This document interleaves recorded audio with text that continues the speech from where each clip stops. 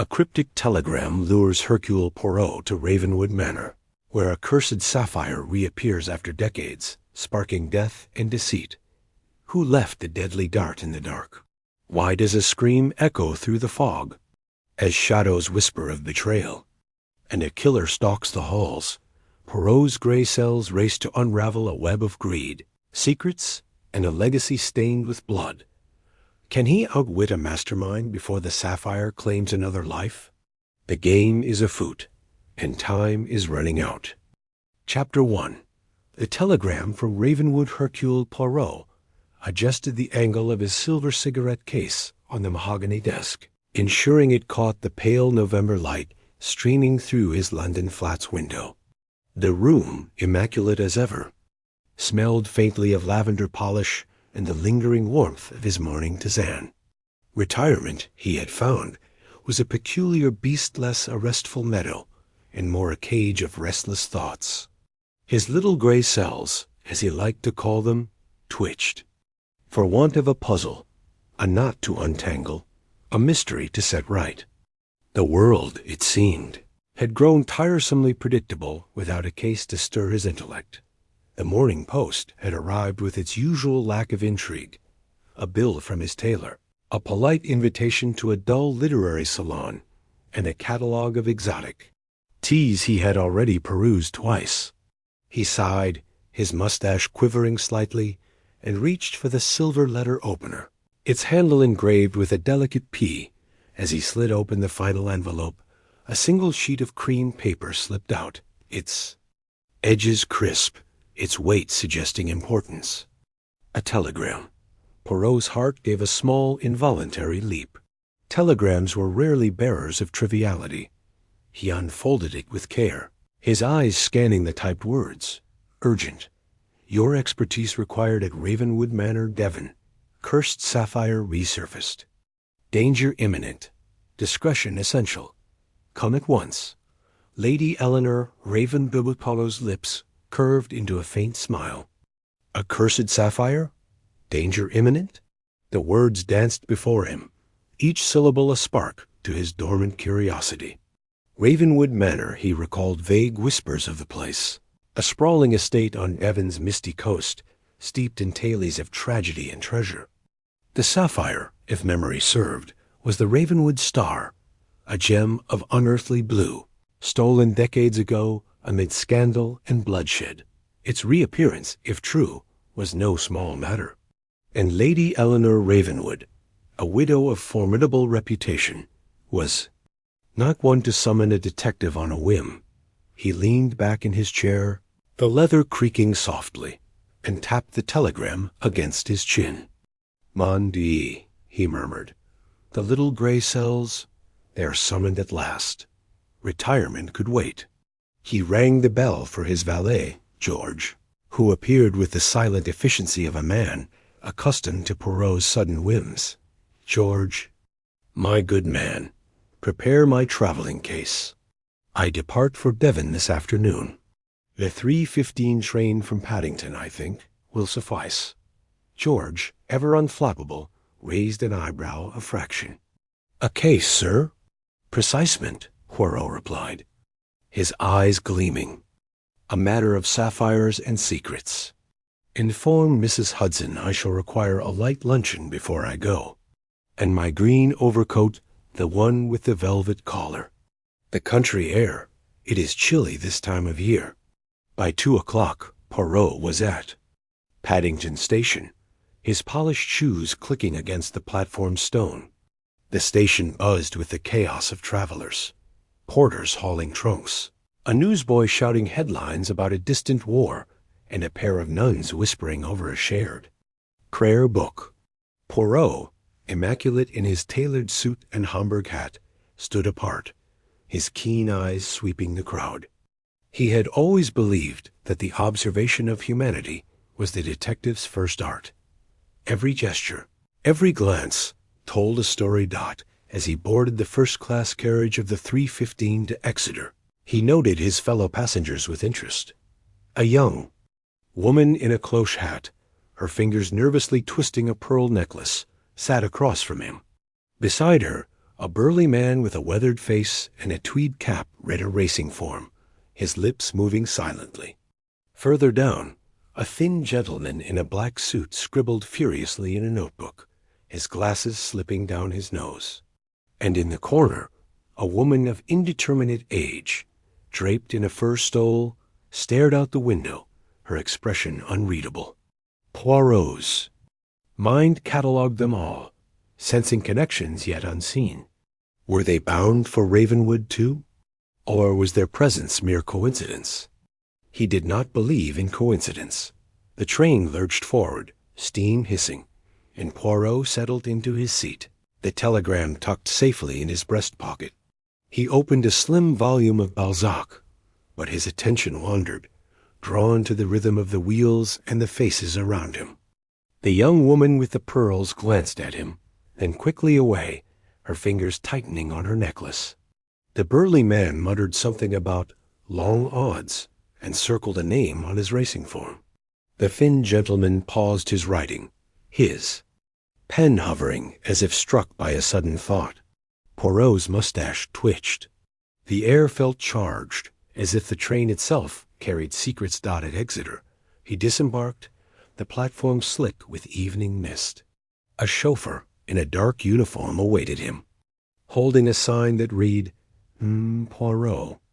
The man, broad-shouldered with a scar across his cheek, introduced himself as Thomas, driver for Ravenwood Manor. His accent was Devonshire, rough but polite, and his eyes darted nervously as he took Poirot's case. The Manor's a good hours.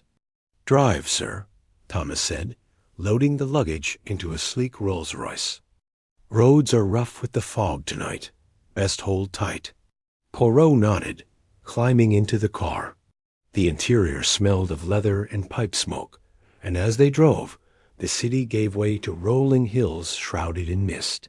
Thomas was not talkative, but Poirot coaxed fragments from him. Lady Eleanor was a recluse. The manor was old and grand, but eerie, and the staff whispered of strange happenings since the Sapphire's rumored return. Folks say it's cursed, Thomas muttered, his hands tightening on the wheel. Brings death, it does. Poirot smiled faintly. Curses, my friend, are the inventions of men to explain their own misdeeds. It is not the sapphire that kills, but the hands that covet it. Thomas glanced at him in the rearview mirror, uncertain, and said no more. The road wound through dense woods, the car's headlights carving tunnels in the fog. Poirot's thoughts turned to the telegram. Lady Eleanor's words were precise, urgent, yet vague. Why summon him now? What had changed to bring the sapphire back into the light? His fingers drummed lightly on his knee, a habit when his mind was at work. As they neared Ravenwood Manor, the landscape grew wilder, the trees gnarled and ancient, their branches clawing at the sky. The manor itself loomed suddenly, a silhouette of turrets and ivy against the moonless night. Its windows glowed faintly, like eyes watching their approach. Thomas pulled into the gravel drive, the car crunching to a stop before a massive oak door. Poirot stepped out, his breath visible in the chill air, and adjusted his hat. The Manor's grandeur was undeniable, but there was a weight to it, a sense of secrets buried in its stones. The door opened before he could knock, revealing a butler with a gaunt face and graying hair. Monsieur Poirot, the man said, his voice clipped. I am Hargreaves. Lady Eleanor awaits you in the drawing room. This way, please. Poirot followed, his cane tapping softly on the polished floor.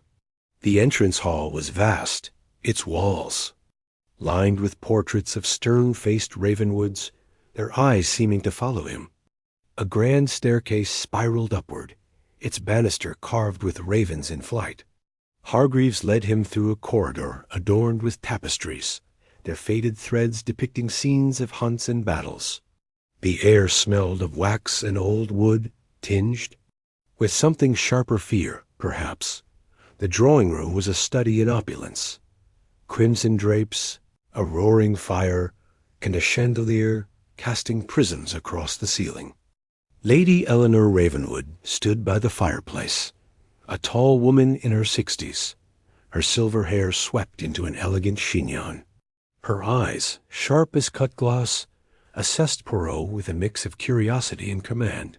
Beside her stood a young man with slicked back hair and a tense smile, her son Charles, Poirot presumed. A woman in a sapphire blue gown, her beauty almost theatrical, lounged on a settee, a cigarette holder dangling from her fingers. Vivian, the fiancée, no doubt.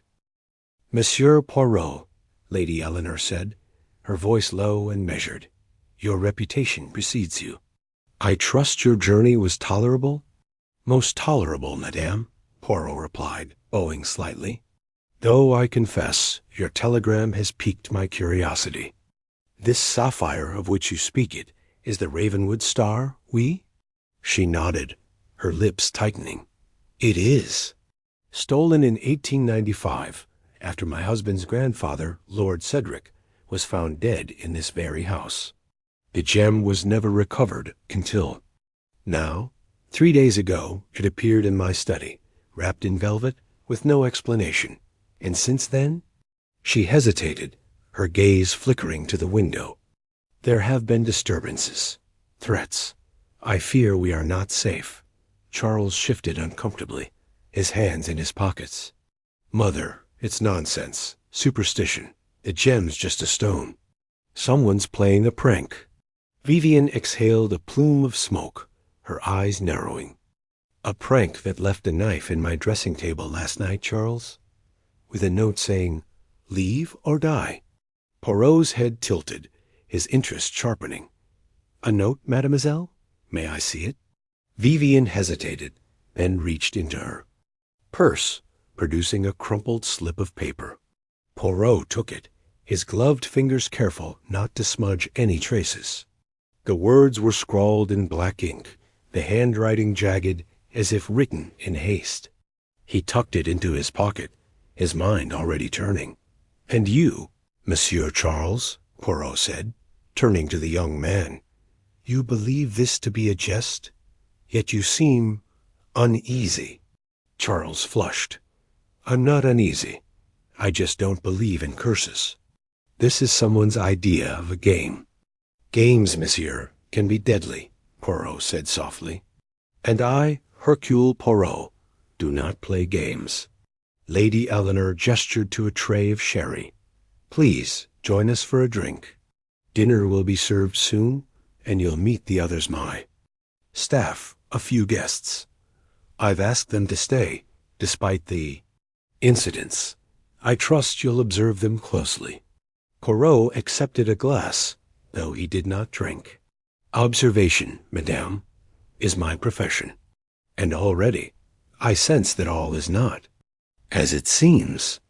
The fire crackled, casting shadows that danced across the room. Outside, the wind howled, rattling the windows.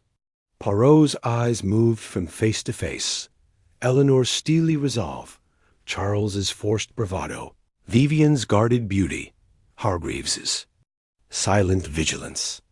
Each held a piece of the puzzle, he was certain. But the puzzle itself was vast, its edges unclear.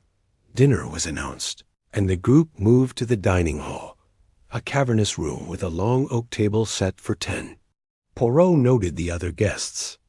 A nervous maid, Clara, who avoided eye contact. A jovial doctor, Dr. Finch, whose laughter seemed forced. And a quiet scholar, Miss Langley, whose glasses magnified her watchful eyes. The meal was exquisite roast pheasant, glazed carrots, a Chateau Margaux, but the atmosphere was taut. Conversation stilted not, as the main course was cleared. Poirot leaned back, his fingers steepled. Tell me, Lady Eleanor, he said, his voice cutting through the murmurs, when did you last see the sapphire before its return? She hesitated, her fork pausing mid-air. Not since I was a child. My father kept it locked away, fearing its history. After the theft, we assumed it was gone forever. And yet it returns, Poirot mused. Like a ghost, it finds its way home. But ghosts, they do not walk alone. Someone carried this sapphire to your study. Someone who knows its value and its danger. The room fell silent, forks clinking softly against plates. Vivian stubbed out her cigarette, her lips tight. Charles stared at his wineglass, his knuckles white. Dr. Finch coughed, muttering about the weather. Miss Langley's pen scratched faintly, as if she were taking notes. Then, without warning, the lights flickered and died, plunging the room into darkness. A woman, Clara, perhaps, gasped. Glass shattered somewhere to Poirot's left. And then, from the direction of the hall, came a scream, a raw, piercing cry that seemed to tear through the very walls of Ravenwood Manor. The lights sputtered back to life, revealing chaos. A wineglass lay shattered on the floor, its contents staining the rug like blood. Clara was trembling, her hands over her mouth. Charles stood, his chair toppled behind him. Vivian's cigarette holder had fallen, its ember still glowing faintly. And at the far end of the table, Dr. Finch clutched his arm, his face pale, a small dart protruding from his sleeve. Poirot was on his feet in an instant, his calm unshaken. "Do not move, Miss Amos," he said, his voice steady as steel. "It appears the game has begun in earnest." He knelt beside Dr. Finch, examining the dart with care. It was small, its tip glistening with a faint residue. "A sedative, perhaps," Poirot murmured, "but not fatal, not yet." He turned to the room, his eyes like twin beacons. Someone among us wishes to frighten, but fear, it clouds the mind. And the mind of Hercule Poirot is never clouded. He rose, brushing his hands together. "Lady Eleanor, I suggest we retire to the drawing-room. This dart, this scream, they are but the opening moves. The sapphire, it calls to us all. But it is I, Poirot, who shall answer." As the group shuffled out, shaken but obedient, Poirot lingered, his gaze sweeping the room. The scream had come from the hall, yet no one was missing. The dart had struck Dr. Finch, yet he lived. And the sapphire, hidden somewhere in this house, pulsed like a heart, drawing danger closer with every beat. Poirot's mustache twitched, a sign of satisfaction. The little gray cells were awake, and the mystery of Ravenwood Manor had begun. The night was young, and the truth, he knew, was waiting. Chapter 2. The gathering storm. The heavy oak doors of Ravenwood Manor groaned as Hercule Poirot stepped into the grand entrance hall, his polished shoes clicking sharply against the black and white marble floor. A cavernous chandelier loomed above, its crystals catching the flickering light of wall sconces, casting jagged shadows across the walls. The air was thick with the scent of old wood wax polish, and something less tangible, a nervous anticipation that seemed to cling to the very stones of the manor. The scream that had pierced the foggy night moments ago lingered in Poirot's mind, a discordant note in the otherwise silent symphony of his arrival.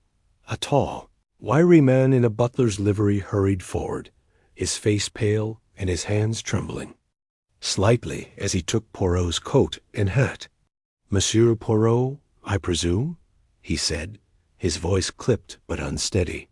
"I am Hargreaves, the butler. Lady Eleanor awaits you in the dining-room. If you'll follow me, sir." Poirot's sharp eyes took in Hargreaves' demeanor, the faint sheen of sweat on his brow, the way his fingers fidgeted with the hem of his jacket. "Merci, Monsieur Hargreaves," Poirot replied, his voice smooth as velvet. "And this scream we heard most unsettling non? Perhaps you could enlighten Poirot as to its cause." Hargreaves stiffened, his eyes darting toward the shadowed staircase that spiraled upward into the manor's depths. "Ah, misunderstanding, sir. One of the maids, I believe, startled by a rodent. Nothing more." His words were too quick, too rehearsed, and Poirot's mustache twitched with the faintest hint of a smile. The butler was hiding something, but Poirot would not press not yet. The little gray cells, they were already at work, cataloging every nuance. The dining room was a study in faded opulence. A long mahogany table dominated the space, its surface gleaming under the glow of twin candelabras, each holding a dozen flickering candles. The walls were lined with portraits of stern-faced Ravenwoods, their eyes seeming to follow Poirot as he entered. At the head of the table sat Lady Eleanor Ravenwood, a woman of perhaps 60. Her silver hair swept into an elegant chignon, her emerald green gown shimmering like the scales of some ancient serpent. Her face was sharp and regal, but her eyes held a glint of unease, like a queen guarding a crumbling kingdom. "Monsieur Poirot," she said, rising with a grace that belied her age. "You honor us with your presence. I trust your journey was pleasant?" "Most pleasant, madame," Poirot replied, bowing slightly. "Though the welcome of Ravenwood, it was punctuated by a certain drama, n'est-ce pas?" His eyes flicked to the others in the room, gauging their reactions. Seated around the table were 3 others, each a distinct piece in the puzzle Poirot was already assembling. To Lady Eleanor's right was her son, Charles Ravenwood, a man in his late 30s, with a lean, handsome face marred by a sullen expression. His dark hair was slicked back, and his dinner jacket was impeccably tailored, yet his fingers drummed restlessly on the table, betraying a nervous energy. Beside him sat Vivian Lyle, his fiancée, a vision in a sapphire blue dress that clung to her like a second skin. Her blonde curls cascaded over one shoulder, and her smile was dazzling, but her eyes were sharp, calculating, as if she were perpetually weighing her options. Across from them was an empty chair, its occupant presumably the source of the earlier scream. "The drama, as you call it, was nothing serious," Lady Eleanor said, her voice firm, but with a faint tremor. A maid, Clara, was startled. "She's young, prone to hysterics." "Isn't that right, Hargreaves?" The butler, standing near a sideboard laden with crystal decanters, nodded stiffly. "Quite right, my lady. Clara is excitable." Poirot inclined his head, his expression unreadable. "Excitable, oui. And yet a scream in the night, it is not so common, even for the excitable. Perhaps later I might speak with this Clara?" "Lady?" Eleanor's lips tightened, but she nodded. "Of course. But come, sit. Dinner is about to be served, and we have much to discuss." As Poirot took his seat, the door swung open, and a new figure entered, a man in his early 40s, broad-shouldered and tanned, with a mop of unruly brown hair and a roguish grin. He wore a tweed suit that was slightly rumpled, as if he'd just stepped off a steamer from some far-flung corner of the empire. "Sorry I'm late, Eleanor," he said, his voice carrying a faint colonial lilt. "Got held up at the station. Blasted fog." Lady Eleanor's face softened, though her eyes remained wary. "Monsieur Poirot, allow me to introduce Mr. Roland Finch, an old friend of the family." "Roland, this is Hercule Poirot, the detective I told you about." Finch's grin widened as he extended a hand. "Heard a lot about you, Poirot." "The man who sees what others miss, eh? Should make things interesting around here." Poirot shook his hand, noting the calluses on Finch's palm and the faint scent of tobacco and leather that clung to him. "Interesting, Monsieur Finch? That is one way to describe Ravenwood, I think." The group settled into an uneasy silence. As the first course was served, a delicate consomme, its surface shimmering with a faint sheen of oil. Poirot sipped it carefully, his eyes darting from face to face, cataloging every glance, every fidget. Charles barely touched his soup, his gaze fixed on the tablecloth, as if it held the answers to some unspoken question. Vivian, by contrast, ate with a studied elegance, her every movement calculated to draw attention. Finch slurped his soup with gusto, seemingly oblivious to the tension, though Poirot suspected otherwise. "Mother," Charles said abruptly, breaking the silence. "Perhaps now is the time to explain why you've dragged us all here, and why a detective of Monsieur Poirot's caliber is needed for." "What? A ghost story?" Lady Eleanor's spoon paused halfway to her lips. She set it down with a deliberate clink. "Charles, mind your tone. Monsieur Poirot is here because I requested his expertise. The sapphire, as you well know, is no ghost story." Vivian's eyes sparkled with interest, though her voice was soft, almost coy. "The sapphire? Oh, Eleanor, you must tell Monsieur Poirot the whole tale. It's positively thrilling." Poirot leaned forward, his hands folded neatly before him. "Oui, Madame Ravenwood. I am most curious to hear of this sapphire. The telegram, it spoke of a curse, but Poirot, he prefers facts to curses. If you would enlighten me?" Lady Eleanor drew a deep breath, her fingers tracing the edge of her wineglass. "Very well. The Ravenwood sapphire is a gem of extraordinary beauty, a deep blue, like the heart of the ocean, cut into a perfect oval. It has been in our family for generations, passed down from one lord to the next. But in 1895, it was stolen from this very manor, under mysterious circumstances." "Mysterious?" Poirot prompted, his tone gentle but insistent. Eleanor's eyes darkened. "My grandfather, Lord Cedric Ravenwood, was the last to possess it. He was found dead in the library, a knife in his chest, the sapphire gone. The thief was never caught, and the gem vanished into legend. But the stories, oh, the stories. They say the sapphire is cursed, that it brings death to those who seek it. And now—" She hesitated, her voice dropping to a whisper. "Now, it has returned." "Returned?" Finch leaned forward, his grin replaced by a look of genuine curiosity. "You mean someone brought it back?" Eleanor nodded. "A week ago, I received a parcel no return address, no note. Inside was the sapphire, or what I believe to be the sapphire. I haven't dared touch it. It's locked in the safe in my study, but since its arrival, strange things have happened. The scream you heard, Monsieur Poirot, was only the latest." Charles snorted, pushing his bowl away. "Strange things? Mother, you're letting superstition get the better of you. A maid screams, and suddenly we're all cursed. It's absurd." "Absurd or not," Vivian said, her voice sharp, "Clara's scream wasn't the only oddity. I saw a light in the east wing last night, where no one's supposed to be. And, Hargreaves, you said yourself the silver was misplaced this morning." Hargreaves, who had been hovering near the sideboard, flinched. "A minor oversight, Miss Lyle. The silver was found in the pantry, likely moved by one of the maids." Poirot's eyes narrowed. "Moved, you say?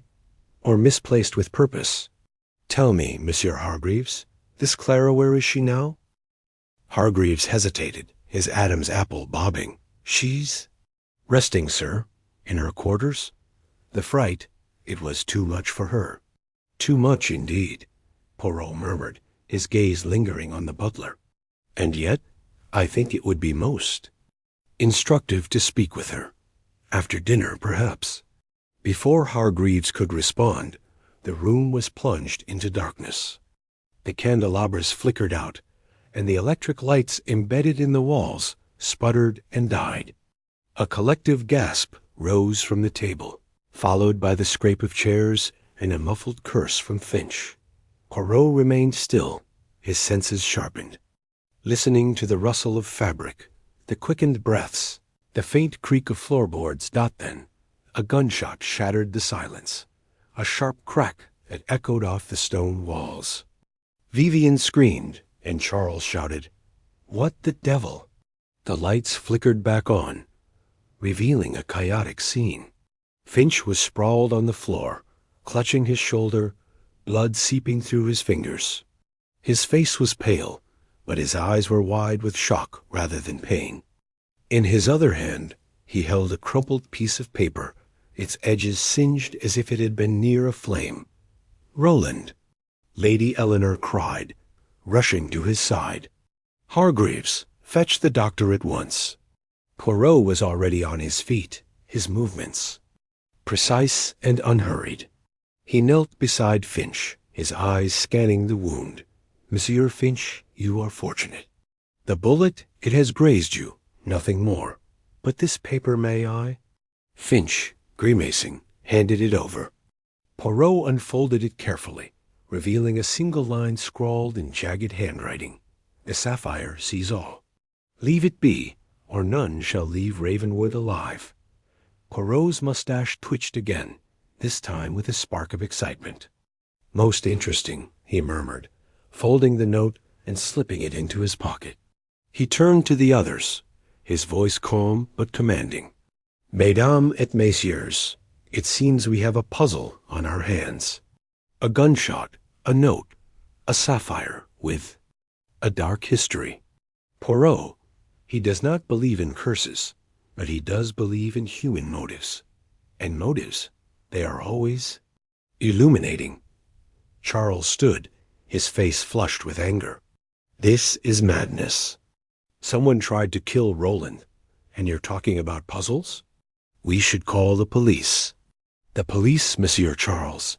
They will come in time," Poirot said, his tone soothing yet firm.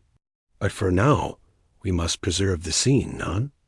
And we must ensure no one leaves this manor until Poirot has had a chance to observe." Vivian clutched Charles' arm, her face pale, but her eyes gleaming with something that might have been fear or excitement. "He's right, darling. We can't just run off. We need to know who did this." Lady Eleanor, still kneeling beside Finch, looked up at Poirot, her expression a mixture of gratitude and dread. "Monsieur Poirot, I brought you here to solve the mystery of the sapphire." "I didn't expect this." Poirot inclined his head, his eyes gleaming in the candlelight. "Expectations, madame, they are often overturned by the truth. But fear not Hercule Poirot, he will restore order. Now let us tend to Monsieur Finch, and then we shall begin." The next hour was a flurry of activity. Hargreaves returned with a local doctor, a wiry man named Dr. Pembry, who cleaned and bandaged Finch's wound with brisk efficiency. Finch, now propped up in a chair with a glass of brandy, waved off concerns with a shaky laugh. "Takes more than a graze to put me down," he said, though his eyes darted nervously around the room.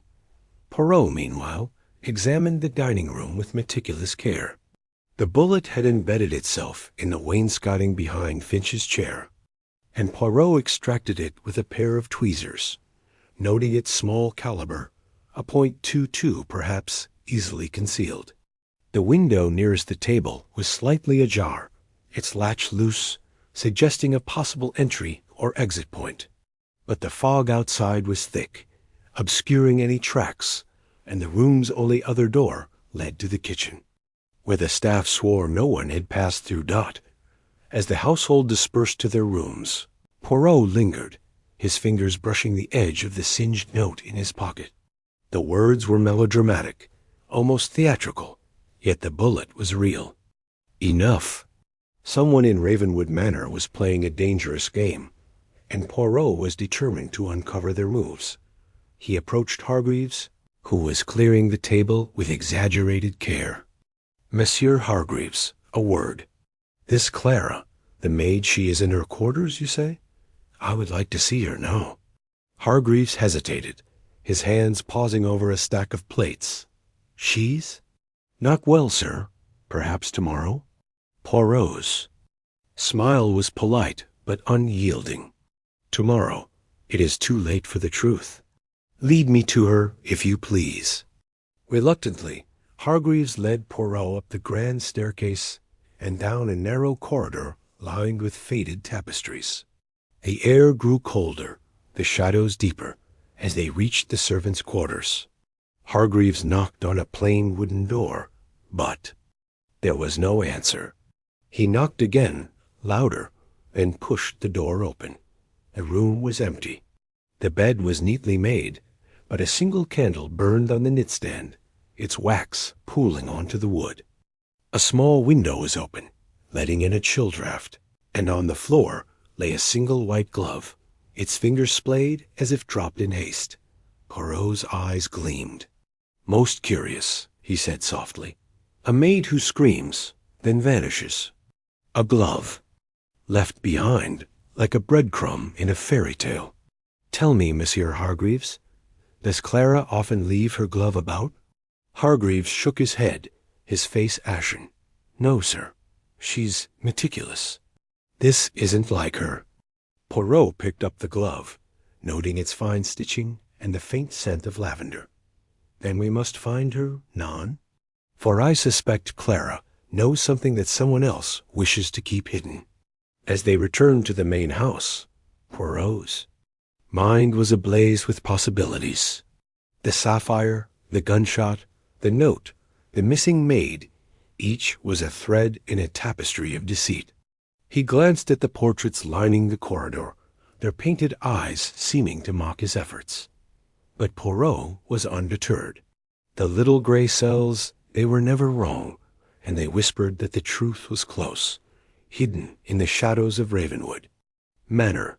The storm outside was gathering strength, its wind rattling the windows like an impatient guest.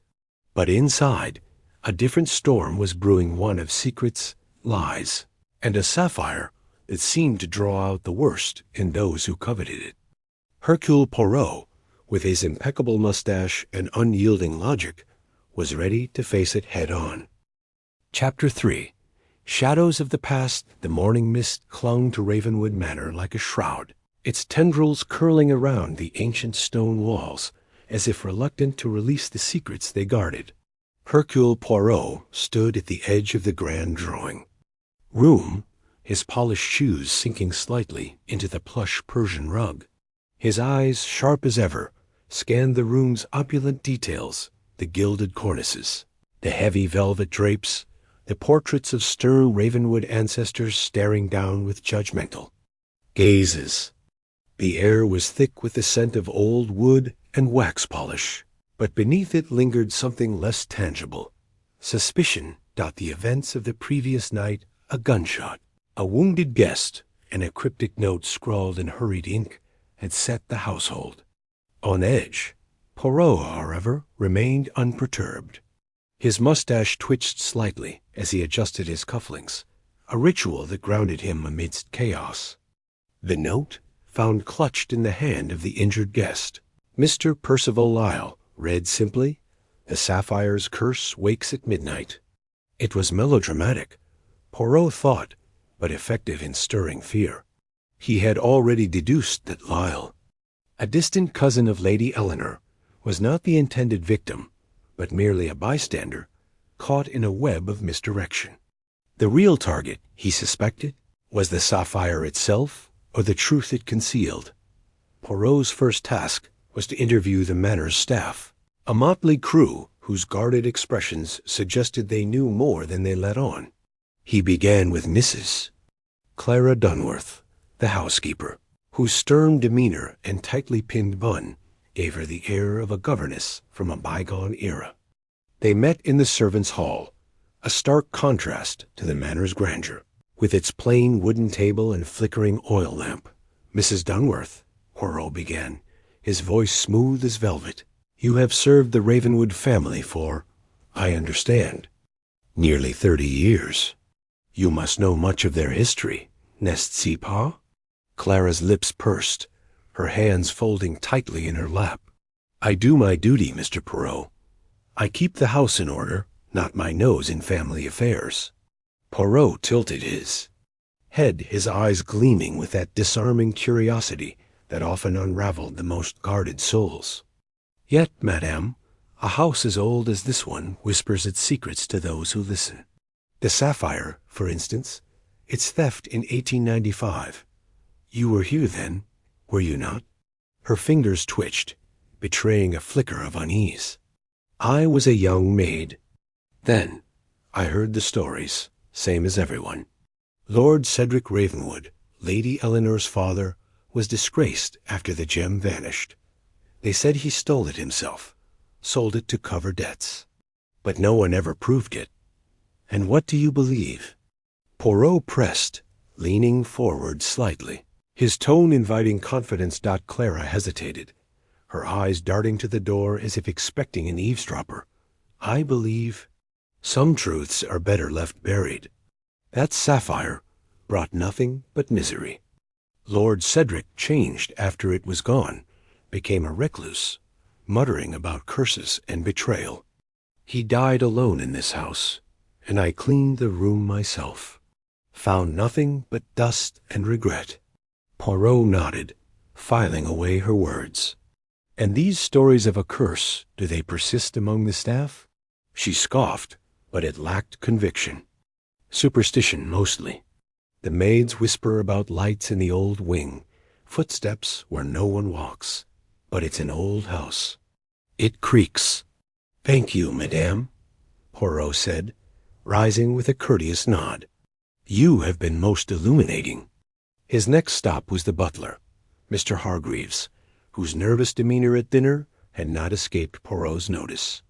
They met in the pantry, surrounded by shelves of gleaming silver and crystal. Hargreaves, a wiry man with thinning hair and darting eyes, polished a candlestick with unnecessary vigor. Mr. Hargreaves, Poirot began, you seemed most unsettled last night. Perhaps you could share what troubles you. Hargreaves' cloth paused mid-swipe. It's nothing, sir.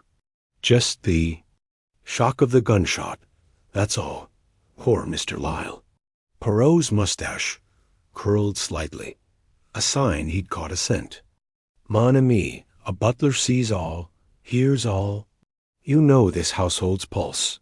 Tell me, what do you know of the sapphire's history? Hargreaves set the candlestick down, his hands trembling slightly. I've heard things, sir. From my father, who served Lord Cedric. He said the sapphire wasn't just stolen, it was cursed. Taken from a temple in India, they say, by a Ravenwood ancestor. Every owner since met a bad end. Lord Cedric? He was obsessed with it. Kept a journal, locked away, filled with mad ravings about a secret society that guarded the gem. A secret society? Poirot's eyes sparkled with interest. And this journal, does it still exist? Hargreaves swallowed hard. I wouldn't know, sir. It was hidden after his death. Lady Eleanor ordered it destroyed, but, well, some say it's still here, somewhere in the library. Poirot thanked him and made his way to the library, a cavernous room lined with leather-bound tomes and dominated by a massive oak desk. The air was heavy with the musty scent of old paper, and sunlight filtered through stained glass windows, casting kaleidoscopic patterns on the floor. He began his search methodically, running his fingers along the shelves, tapping for hollows, and examining the desk's drawers. After an hour, his persistence was rewarded. Behind a row of dusty encyclopedias, he found a false panel that clicked open to reveal a slim, leather-bound journal. Its pages were brittle, the ink faded but legible. Lord Cedric's handwriting was erratic, a testament to a mind unraveling. Poirot settled into a high-backed chair, his eyes scanning the entries with rapt attention. October 12, 1894, read one passage. The Order of the Saffron Veil has found me. They know I have the sapphire. They speak of its power, its curse, but I will not yield. It is mine by right, and I shall unlock its secrets. Another entry, dated months later. They are watching. Always watching. The sapphire sings to me at night, promising wealth, power, but also death. I have hidden it where none will find it, not even the Order. The crypt holds the key. Poirot's pulse quickened. The Order of the Saffron Veil, a secret society, as Hargreaves had hinted. But who were they, and did their influence linger? He turned to a later page, where Cedric's writing grew more frantic. Betrayed. My own blood has turned against me. The sapphire must remain hidden, or all is lost.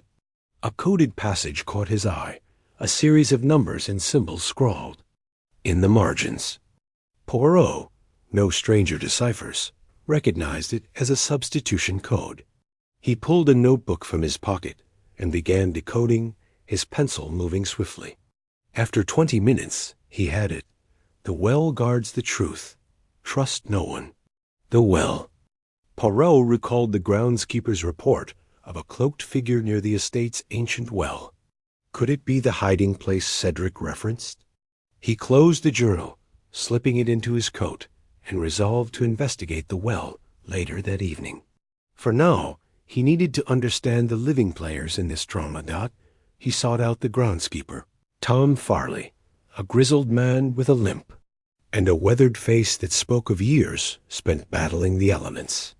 They met near the stables, where the scent of hay and leather mingled with the damp earth. Farley was raking leaves, his movements slow but deliberate. "Mr. Farley," Poirot greeted, his tone warm but probing. "You spoke of a cloaked figure near the well. Can you describe this person?" Farley leaned on his rake, his eyes narrowing. "Didn't see much, sir. It was dusk, and the fog was thick. Just a shadow, moving quick-like, toward the old well by the orchard. Wore a long cloak, hood up. Didn't look right, if you ask me." "And this well," Poirot pressed, "it is significant to the estate?" Farley grunted. "Old as the manor itself. Used to be the main water source, centuries back. Folks say its haunted lights flicker down there sometimes, like someone searching. I don't hold with ghosts, mind, but it's a queer place." Poirot thanked him and returned to the manor, his mind piecing together a timeline. The sapphires theft in 1895, Cedric's obsession, the mysterious order, and now a cloaked figure. At the well it was a puzzle, but one with a human heart. The curse, he suspected, was a fiction, a convenient veil for greed or vengeance. But whose?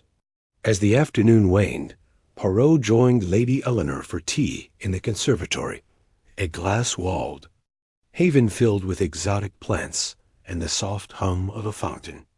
Eleanor, regal in a high-necked gown, poured with steady hands, but her eyes betrayed a flicker of unease. "Monsieur Poirot," she said, offering a delicate cup, "you've been busy, I hear, questioning my staff, poking about the library. Have you found anything to explain last night's unpleasantness?" Poirot sipped his tea, savoring its warmth. "Madame, I have found threads many threads. The sapphire, it seems, is more than a jewel. It is a magnet for secrets. Tell me, what do you know of your father's journal?" Eleanor's cup clinked against its saucer. "His journal? It was destroyed years ago. He was unwell in his final days. His writings were nonsense." "Perhaps," Poirot said, his tone gentle but unyielding, "but nonsense often hides truth. I wonder, madame, if you have seen a cloaked figure on the grounds? Or heard whispers of an order of the saffron veil?" Her face paled, but she recovered quickly, forcing a laugh. "An order? Really, Monsieur Poirot, you've been reading too many Gothic novels. As for cloaked figures, this is Devon. The fog plays tricks." Poirot smiled, but his eyes were unrelenting. "Madame, the fog may obscure, but it does not lie. I shall find the truth, with or without your assistance." As he left the conservatory, the sun dipped below the horizon, casting long shadows across the estate. Poirot donned his overcoat and made his way to the orchard, where the ancient well stood, its stone rim moss-covered and crumbling. The air grew colder as he approached, and a faint rustle in the underbrush made him pause. He scanned the darkness, but saw nothing, yet the prickle at the back of his neck told him he was not alone. Kneeling by the well, he examined its edge, noting fresh scratches on the stone, as if something heavy had been dragged across it. He produced a small torch from his pocket and shone it into the depths. The beam caught a glint of metal-arrested ladder, bolted to the inner wall. descending into darkness. Poirot straightened, his mind racing. The journal, the well, the cloaked figure, they were pieces of a mosaic, and he was close to seeing its pattern. But he needed more evidence, more confessions.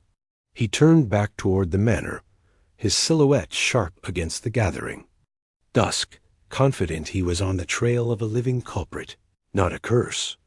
The night was young, and Hercule Poirot's gray cells were alight with purpose. Chapter 4. The locked room. The air in Ravenwood Manor hung heavy with the damp chill of the Devon night, the kind that seeped into bones and made every creak of the old house feel like a whisper of secrets.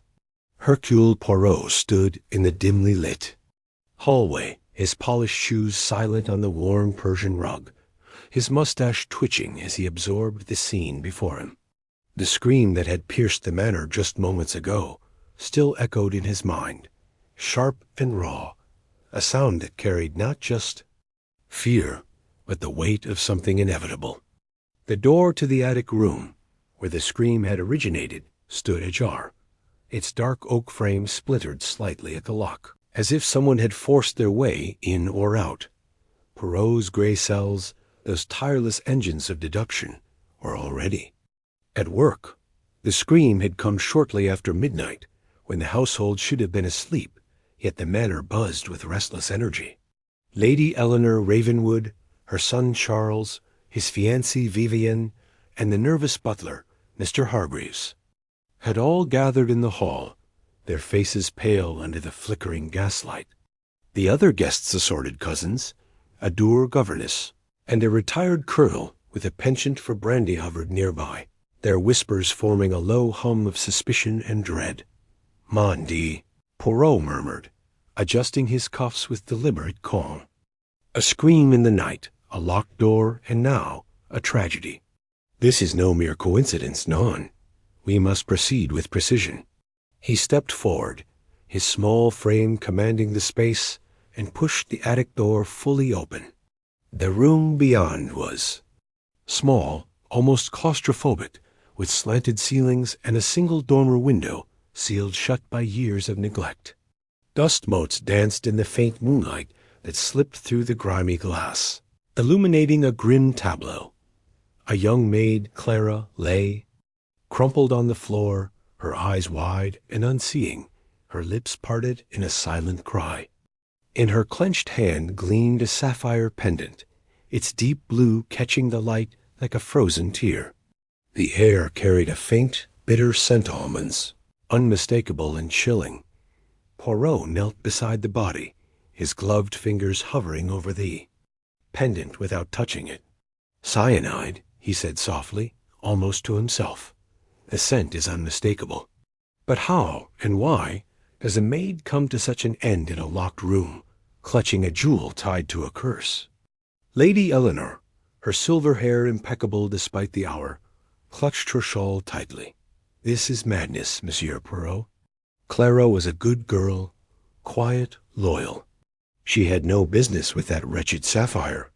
Charles, his face drawn and his cravat askew, stepped forward, his voice tight. "Mother, we don't even know if it's the sapphire. It could be a trinket, a coincidence. Coincidence." Vivienne's voice cut through, sharp as a blade.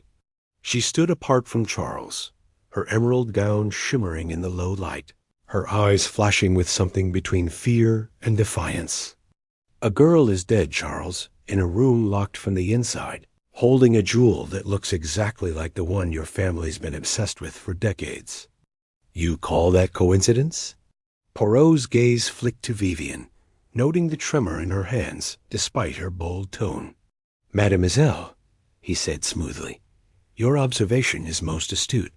The lock, it is indeed the key to this puzzle. Let us examine it closely." He rose and approached the door, his eyes narrowing as he studied the mechanism. The lock was old but sturdy, a brass contraption with a heavy bolt that could only be engaged from within. There were no signs of tampering, no scratches, no dents, beyond the splintered wood, which suggested force applied after the fact. The window, too, was intact, its latch rusted shut, the frame too narrow for a person to pass through. The room was a sealed box, a perfect enigma.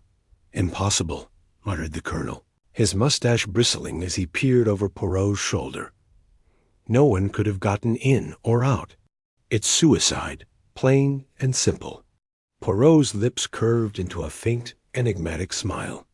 "Suicide, Colonel? Perhaps.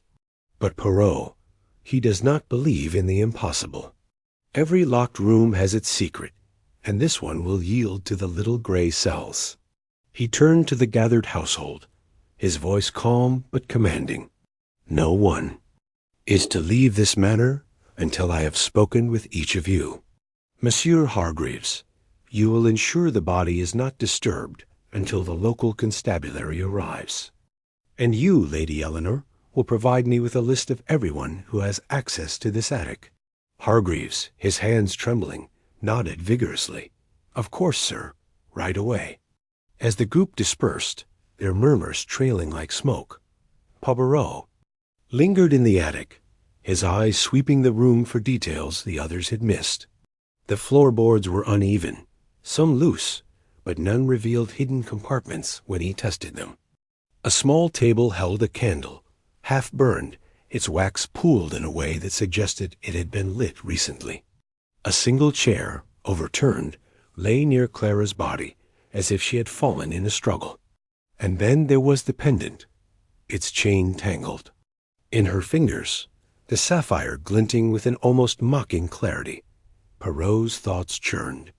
The almond scent pointed to cyanide, a poison swift and merciless. But how had it been administered? There was no glass, no vial, no food in the room. The pendant itself could not deliver such a dose, unless... He paused, his mind racing. Could the pendant be a red herring, meant to distract from the true method? And why was Clara here, in a locked attic, at such an hour? He stepped back into the hallway, where Vivian waited, her arms crossed, her expression unreadable. "Monsieur Poirot," she said, her voice low, "you don't believe in curses, do you?" Poirot tilted his head, studying her. "Curses, mademoiselle, are stories we tell to explain what we do not understand. But Poirot, he prefers facts. Tell me, why were you so quick to challenge Monsieur Charles about the sapphire?" Vivian's eyes flickered, but she held his gaze. "Because he's hiding something. He's been jumpy ever since we arrived, always whispering with that butler, or sneaking off to the library. I don't trust him, not with this madness around us." "Interesting," Poirot said, his tone neutral. "And you, mademoiselle? Have you secrets of your own?" Her lips parted, then closed, and she turned away, her heels clicking on the floor as she retreated. Poirot watched her go, his mind cataloguing her reaction. Vivian was sharp, perhaps too sharp, and her tension with Charles hinted at deeper currents in the household. The next hour saw Poirot in the library, a cavernous room lined with leather-bound tomes and portraits of stern Ravenwood ancestors. He had requested privacy, and Hargreaves had obliged, though his nervous glances suggested he'd rather be anywhere else. Poirot sat at a mahogany desk, a single lamp casting long shadows as he reviewed the list of attic keyholders. Lady Eleanor, Charles Hargreaves, and curiously Clara herself. The maid had been trusted, it seemed, but for what purpose? His thoughts were interrupted by a soft knock. Charles entered, his face pale, his hands fidgeting with a pocket watch. "Monsieur Poirot, I need to speak with you. Alone." Poirot gestured to a chair. "Sit, monsieur. Speak freely, but know that Poirot listens with both ears and eyes." Charles hesitated, then sank into the seat, his voice barely above a whisper. "Clara, she wasn't just a maid. She was helping me. I asked her to search the attic for some old family papers, documents about the sapphire. I thought they might prove it was a fake, that the curse was nonsense." Poirot's eyebrows lifted slightly. "And why, monsieur? Did you not search yourself? Charles flushed. Mother would never allow it. She's protective of the family's secrets, and Vivian, she's been pressuring me to sell the estate, to move on. I thought if I could disprove the curse, it would calm things down. Calm things, Poirot repeated, his tone dry. And yet, a girl is dead. Tell me, what did Clara find? Nothing, Charles said quickly, too quickly. She told me she found nothing. I swear it. Poirot leaned forward, his eyes piercing. Monsieur, the truth is a delicate thing, but it cannot hide from Hercule Poirot. If you lie, I will know, and the consequences will be most severe. Charles swallowed, his fingers tightening on the watch. I don't know. She was supposed to meet me tonight, but then the scream. Poirot nodded, filing away Charles's nervousness. Merci, monsieur. You may go, but do not leave the manor. As Charles left, Poirot turned to the window, where the fog pressed against the glass like a living thing. The sapphire, the locked room, the cyanide, it was a puzzle with too many pieces. Yet Poirot felt the shape of it forming in his mind. He needed more data, more threads to weave into the tapestry of truth. The morning brought a gray dawn, and the arrival of the local constable, a stout man named Inspector Dawes, whose skepticism of Poirot's reputation was evident in his curt greeting. I've heard of you, Mr. Poirot, Dawes said, his tone grudging. But this looks like a suicide to me. Girl takes poison, locks herself in, end of story. Poirot's smile was polite but sharp. Inspector, if it were so simple, why then the sapphire? Why the locked door? No, this is murder, and the murderer walks among us. Dawes grunted, but allowed Poirot to lead him to the attic. There, Poirot pointed out the details, the overturned chair, the candle, the absence of any poison container. The cyanide, it was not swallowed in a drink or food, Poirot said. It was inhaled, perhaps, or absorbed through the skin. But how? That is the question. He knelt again by Clara's body, now covered with a sheet, and examined the pendant more closely. The sapphire was flawless, set in an intricate silver filigree that seemed oddly warm to the touch. Poirot frowned, his fingers brushing the chain. There was a faint residue, barely visible, like a dusting of powder. He scraped a sample into a handkerchief, his mind racing. Could the pendant itself be the delivery method? A poisoned jewel, a trap for the unwary? He rose, addressing Dawes. Inspector, have this pendant analyzed for chemical residues. And the body check for traces of cyanide on the hands and face. Poirot suspects a most ingenious method. Dawes, though skeptical, agreed, and the pendant was bagged for evidence. Poirot returned to the household, summoning them to the drawing-room. The tension was palpable, each person eyeing the others with suspicion. Lady Eleanor sat rigid, her hands clasped. Vivian paced, her gown rustling. Charles stared at the floor, his watch clicking in his hand. Hargreaves hovered near the door, his eyes darting. Monsieur, Madame, Poirot began, his voice steady. A crime has been committed, one of cunning and precision. Clara did not die by her own hand. The locked room, it is not a barrier but a clue. Someone wished us to believe in an impossible death, but Poirot sees through such tricks. Vivian stopped pacing, her eyes narrowing. You're saying someone here killed her? But how? The door was locked, the window sealed.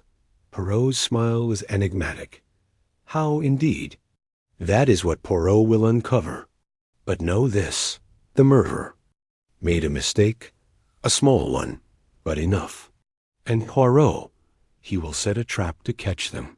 He dismissed the group, but kept Hargreaves behind. Monsieur Hargreaves, you are nervous, non? Tell me, what did you see last night before the scream? Hargreaves mopped his brow. Nothing, sir, I swear. I was in my room, preparing for bed. I heard Clara moving about earlier. She often cleaned late, but I thought nothing of it. And the attic key? Poirot pressed. Who had it last? Hargreaves hesitated. Clara had it. She said she needed to check something up there. I didn't ask why. Poirot nodded, dismissing. Him. The butler's fear was genuine. But was it guilt or merely the weight of the moment? Poirot's trap would need to be subtle, a whisper of bait to lure the killer into revealing themselves. That afternoon, he orchestrated a small ruse. He let slip to the household, through a carefully staged conversation with Dawes, that the pendant had revealed a vital clue, a fingerprint, perhaps, or a chemical trace that would identify the killer by evening. He watched their reactions. Eleanor's lips tightened. Charles dropped his watch. Vivian's hand flew to her throat, and Hargreaves nearly fainted. Someone, Poirot knew, would act before nightfall.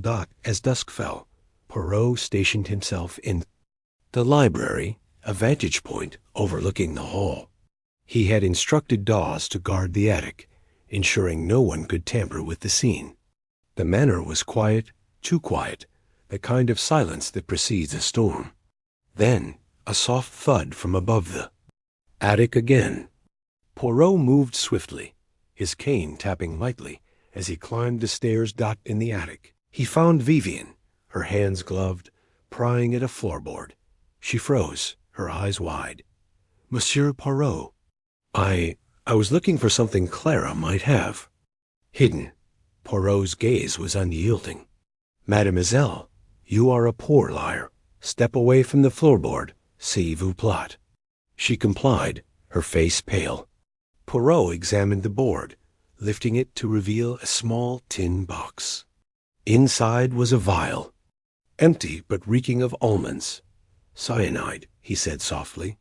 And you, mademoiselle, thought to remove it before Poirot could find it?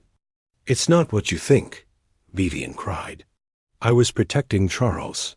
He asked me to check the attic to make sure nothing incriminated him. Poirot's eyes softened, but only slightly. Protecting or concealing? Come, we will. Speak with the others. He escorted her downstairs, where the household awaited, summoned by Dawes. Poirot held up the vial, his voice cutting through the murmurs. This, mes amis, is the method of Clara's death. A vial of cyanide, hidden in the attic, released perhaps by a clever mechanism. But who placed it there, and who sought to retrieve it? Charles stood, his face ashen. Vivian, you didn't— Enough, Poirot said sharply. The truth will emerge, but not through accusations. Tonight, Poirot sets a final trap. The killer will reveal themselves, for they cannot resist the lure of their own cleverness. As the household dispersed, Poirot sat alone, the vial in his hand, his mind weaving the final threads. The locked room was no longer a mystery, but a stage, and the killer, he knew, was watching, waiting for their moment to strike again. But Hercule Poirot was ready, his trap set, his gray cells humming, with the certainty of victory. Chapter 5. The stranger's arrival. The morning mist clung to Ravenwood Manor like a shroud, curling around its ivy-draped turrets and pooling in the hollows of the estate's sprawling gardens. Hercule Poirot stood at the edge of the gravel drive, his polished shoes sinking slightly into the damp earth, his keen eyes scanning the horizon. The events of the previous night, the maid's death in the locked attic, the faint almond scent, the sapphire pendant clutched in her lifeless hand had set his mind ablaze with questions. The household was a tapestry of secrets, each thread knotted with suspicion, and Poirot was determined to unravel it. He adjusted his Homburg hat, tilting it against the chill breeze, and turned back toward the manor's heavy oak doors. The air carried a faint tongue of wood smoke from the chimneys, mingling with the briny scent of the nearby Devon coast. Inside, the atmosphere was no less oppressive. The household had been shaken by the maid's death, and breakfast had been a tense affair. With Lady Eleanor Ravenwood presiding over the dining room, like a queen over a fractured court. Her son, Charles, had barely spoken, his eyes darting nervously to his fiancée, Vivian, whose porcelain beauty seemed to mask a storm of her own. The butler, Mr. Hargreaves, had served with trembling hands, his usual composure frayed. Poirot had observed them all, his mustache twitching as he catalogued every glance, every hesitation. Now, as he re-entered the manor's cavernous hall, the sound of carriage wheels crunching on gravel drew his attention. A sleek black motor car, its chrome glinting in the weak morning light, rolled to a stop before the entrance.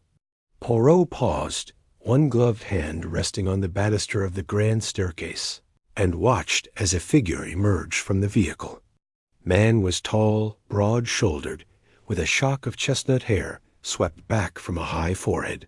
He wore a tailored tweed suit, its earthy tones offset by a crimson scarf that fluttered like a banner in the wind.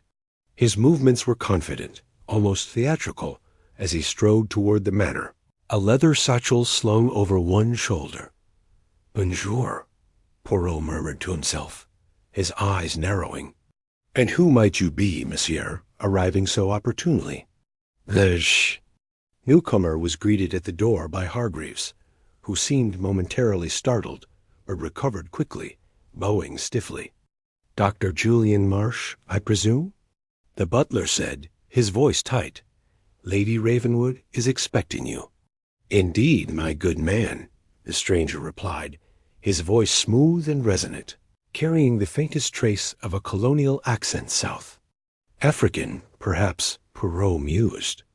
"I trust I haven't kept her waiting too long. The roads from Exeter were beastly." Poirot stepped forward, his small frame commanding attention despite its unassuming size. "Pardonnez-moi," he said, his tone polite but edged with curiosity. "You are Dr. Julian Marsh, oui? I am Hercule Poirot, a guest of Lady Ravenwood. May I inquire as to the purpose of your visit?" Marsh turned, his green eyes appraising. Poirot with a flicker of amusement. "The famous detective himself. An honor, sir." He extended a hand, which Poirot shook briefly, noting the firmness of the grip and the calluses on Marsh's fingers, unusual for a scholar, more suited to a man accustomed to physical labor. "I'm an archaeologist, summoned by Lady Ravenwood to examine a certain artifact. A sapphire, I believe. She mentioned it has historical significance." Poirot's mustache twitched. "Historical significance, you say? Most interesting. And you are an expert in such matters?" Marsh grinned, revealing teeth that were slightly too perfect, as if recently capped. "I've spent years digging through ruins from Egypt to Mesopotamia. If it's old and cursed, I'm your man." "Cursed?" Poirot tilted his head, his eyes gleaming. "You believe in such things, Dr. Marsh?" "Only when they pay my fee," Marsh replied with a chuckle, though his gaze darted briefly to the shadows of the hall, as if expecting to see something lurking there. Before Poirot could press further, Lady Eleanor descended the staircase, her emerald silk gown rustling like leaves in a storm. "Dr. Marsh," she said, her voice warm but measured. "You've arrived at last. I trust your journey was bearable." "Quite, my lady," Marsh said, bowing slightly. "Though I confess, the tailies of your sapphire have piqued my curiosity more than the Devon scenery." Eleanor's smile was tight. "Then let us waste no time. Join us in the drawing-room, and we'll discuss the matter." She glanced at Poirot, her gray eyes unreadable. "Monsieur Poirot, I trust you'll join us as well?" "Mais naturellement," Poirot replied, bowing slightly. "I would not miss it for the world." The drawing-room was a study in faded opulence, its walls lined with mahogany panels and portraits of stern-faced Ravenwood ancestors. A fire crackled in the grate, casting flickering shadows across the room. Charles and Vivian were all ready. Seated, the former slouched in an armchair, his fingers drumming nervously on the armrest. The latter perched on a velvet settee, her hands folded primly in her lap.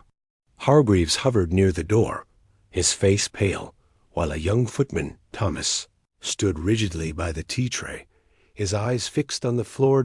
Eleanor gestured for Marsh to take a seat, and he did so with a flourish, crossing one leg over the other, and resting his satchel on the floor. "Now," he began, his tone shifting to one of scholarly authority, "Lady Ravenwood, you mentioned in your telegram that this sapphire known as the Star of Ravenwood, yes, has a rather colorful history. Stolen in 1895, linked to a series of unfortunate events, and now, apparently, resurfaced. May I see it?" Eleanor hesitated, her fingers tightening around the arm of her chair. "The sapphire is not currently in our possession," she said carefully. "It was found in the hand of our maid Clara, who was discovered dead last night in a locked attic room." Marsh's eyebrows shot up, but Poirot noted a flicker of something else in his expression: satisfaction, perhaps, or anticipation. "Dead?" Marsh said, leaning forward. "How extraordinary! And the sapphire?" "Taken into safekeeping," Eleanor replied, her voice firm. "But I wish for you to examine its history, Dr. Marsh. Your expertise in ancient artifacts and their reputed properties may shed light on why it has caused such turmoil." Poirot's gaze flicked between Eleanor and Marsh. Her words were measured, but there was an undercurrent of urgency, as if she were testing the archaeologist. Marsh, for his part, seemed unfazed, though his fingers tapped lightly on his satchel, a subtle tell that Poirot filed away. "Allow me to clarify," Poirot interjected, his voice soft but commanding. "Dr. Marsh, you were summoned before the events of last night, were you not? Lady Ravenwood's telegram must have been sent prior to the tragedy." Marsh nodded, his smile unwavering. "Indeed. I received her message 2 days ago in London. I was already in the area, consulting on a dig near Dartmoor." "Most convenient," Poirot murmured, his eyes narrowing. "And what, precisely, do you know of this sapphire's history?" Marsh leaned back, his tone taking on a storyteller's cadence. "The Star of Ravenwood is said to originate from a temple in Ceylon, carved from a mine sacred to the local priests. It was brought to England in the 18th century by a Ravenwood ancestor, a naval officer, I believe, who claimed it as spoils of war. The gem was set into a pendant, passed down through the family, until it was stolen in 1895 by Lord Cedric Ravenwood, a rather notorious figure. The story goes that the sapphire carries a curse. Anyone who possesses it unlawfully meets a grim fate. Drownings, fires, accidents, quite the catalogue of misfortune." Vivian shivered, her blue eyes wide. "Do you believe it's truly cursed, Dr. Marsh?" Marsh's smile was indulgent. "My dear, I've seen too many cursed artifacts to put stock in such tales. But the human mind is a curious thing. It clings to superstition when logic fails. The sapphire's history is likely a mix of greed and coincidence, nothing more." Charles snorted, his voice sharp. "Coincidence? Clara's dead, and that gem was in her hand. Explain that." Marsh's eyes flicked to Charles, and Poirot caught a glint of something hard beneath the archaeologist's polished exterior. "Perhaps she stole it," Marsh said lightly. "Servants have been known to pilfer." "Clara was no thief," Charles snapped, his face flushing. "She'd been with us for years." "Enough," Eleanor said, her voice cutting through the tension. "Dr. Marsh, I expect you to examine the sapphire's provenance and any records we provide. Monsieur Poirot, I trust you'll continue your investigation into Clara's death. The two matters may be connected." Poirot inclined his head. "Not overwhelming, my lady. I shall leave no stone unturned." As the group dispersed, Poirot lingered, watching Marsh retrieve his satchel and exchange a brief, heated glance with Charles. The younger man's fists were clenched, his jaw tight, as if restraining himself from saying more. Vivian, meanwhile, excused herself, claiming a headache, but Poirot noted the way her eyes lingered on Marsh. A mix of curiosity and unease. The rest of the morning passed in a flurry of activity. Poirot requested access to Marsh's credentials, which Eleanor provided a dossier, detailing his work with the British Museum and expeditions across the Near East. The documents were impeccable, yet Poirot's instincts prickled. The dossier was too perfect, the references too glowing. As if crafted to deflect scrutiny. By afternoon, Poirot decided to test Marsh's story. He found the archaeologist in the library, poring over a stack of leather-bound volumes from the Ravenwood collection. The room smelled of old paper and wax, its shelves groaning under the weight of centuries-old tomes. Marsh looked up as Poirot entered, his expression one of mild surprise. "Monsieur Poirot," he said, closing a book with a thud. "Come to join me in my dusty pursuits?" Poirot smiled thinly. "I am merely curious, Dr. Marsh.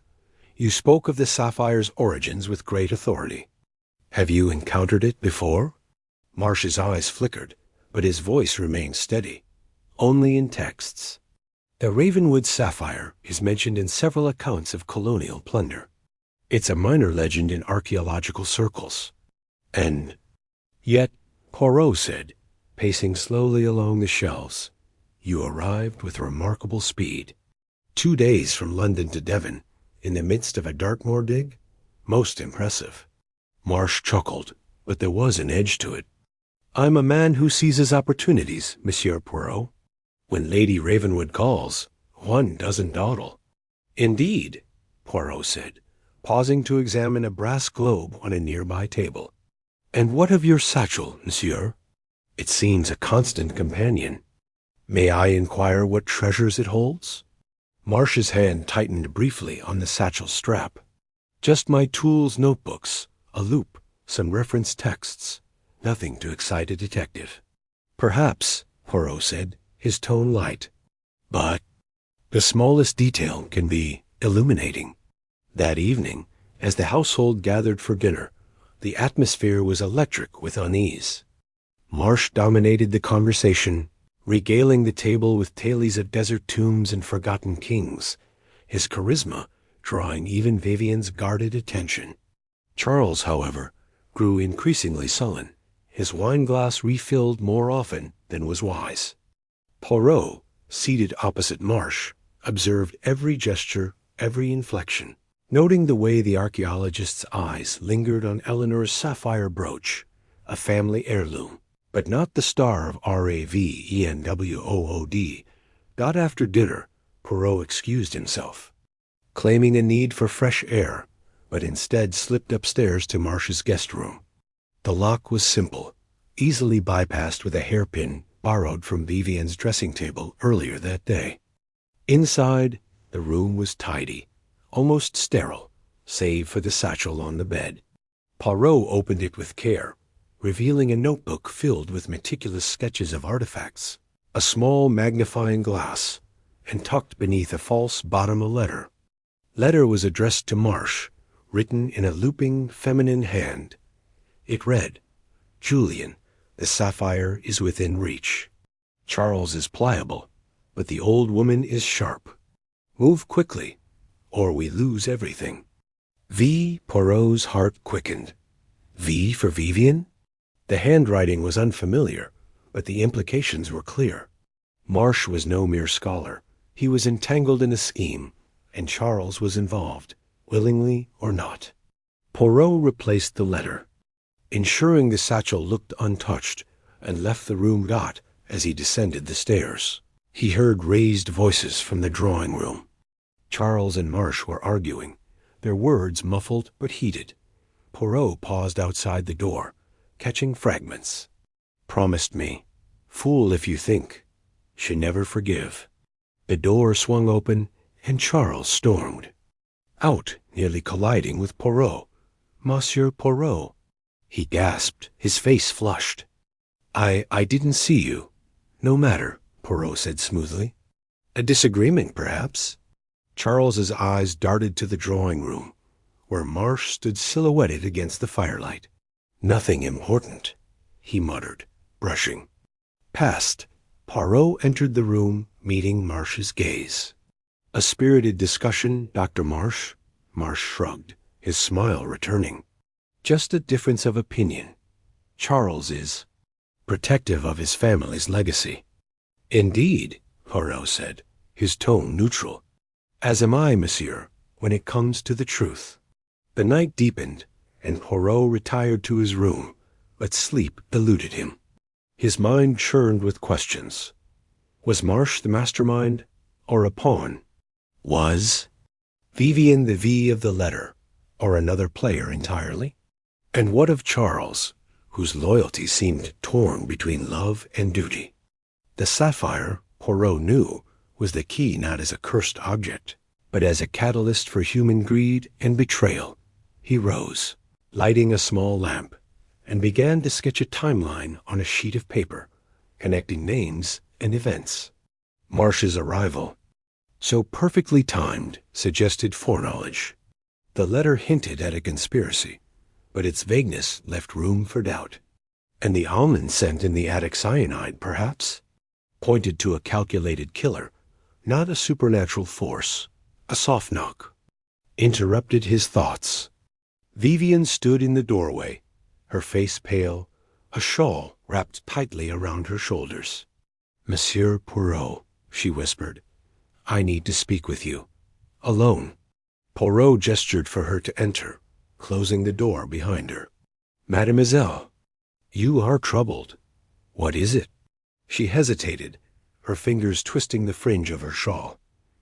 "It's Dr. Marsh. I don't trust him. He's been asking questions about the sapphire, about Charles, about me. And tonight I saw him in the garden, speaking to someone in the shadows. I couldn't see who, but they were arguing." Poirot's eyes gleamed. "Most interesting. And what did you hear, mademoiselle?" "Nothing clear," she admitted. "But he mentioned the sapphire, and something about a buyer. Monsieur Poirot, I'm afraid. For Charles, for all of us." Poirot placed a reassuring hand on her arm. "Fear not, mademoiselle. Hercule Poirot is here, and the truth, it shall be revealed. But tell me, have you ever written to Dr. Marsh?" Her eyes widened. "No, never." "Why do you ask?" Poirot smiled faintly. "A small matter. Return to your room and lock your door. We shall speak again in the morning." As Vivian left, Poirot returned to his timeline, adding a new note. Vivian, or another. The puzzle was far from complete, but the pieces were falling into place. Marsh was no mere archaeologist, and his arrival had stirred the household like a stone dropped into a still pond. Poirot leaned back, his eyes half closed, his mind racing. The sapphire's curse was a fiction, but the danger was real, and he was determined to unmask it. The chapter closed with Poirot extinguishing his lamp, the room plunging into darkness. Outside, the wind howled, carrying the faint cry of a raven, a harbinger, perhaps, of the revelations to come. Chapter 6. Whispers in the gallery. The air in Ravenwood Manor hung heavy with the scent of old wood and wax, a testament to centuries of secrets carved into its walls. Hercule Poirot, his mustache impeccably trimmed, moved with deliberate grace through the dimly lit corridors, his polished shoes tapping a soft rhythm against the oak floorboards. The events of the past days, the cryptic telegram, the gunshot in the dark, the maid's death in the locked attic, had woven a tapestry of intrigue that demanded his full attention. Yet it was the Manor's portrait gallery, a long shadowed hall lined with the stern faces of Ravenwood ancestors, that now called to him. Something about the place, mentioned in passing by the nervous butler Hargreaves, tugged at his intuition, that spark in his little gray cells that never failed to guide him. The gallery stretched along the Manor's west wing, its high ceiling swallowed by gloom despite the flickering sconces. Portraits loomed on either side, their gilded frames catching the light like eyes glinting with untold stories. Poirot paused before a painting of Lord Cedric Ravenwood, the disgraced aristocrat whose obsession with the cursed sapphire had set this mystery in motion. The man's painted gaze was piercing, his hand resting on a cane topped with a carved raven. Poirot tilted his head, studying the brushstrokes. "Mon ami," he murmured to himself, "you hide something, do you not? But Hercule Poirot, he shall uncover it." A faint creak broke his reverie. He turned, his sharp eyes scanning the galleries. Length. The sound had come from the far end where the shadows deepened. "Who is there?" He called, his voice calm but commanding. No answer came, only the whisper of wind rattling a distant window. He adjusted his lapel and moved forward. His steps measured, senses alert. The gallery felt alive, as if the portraits themselves were watching, judging, conspiring. At the end of the hall, a small alcove held a single painting, smaller than the rest, of a woman in a crimson gown. Her eyes, rendered with uncanny realism, seemed to follow him. The plaque beneath read, "Lady Beatrice Ravenwood, 1875. Poirot's brow furrowed. Beatrice, Cedric's sister, had been mentioned in the hidden journal he'd found in the library.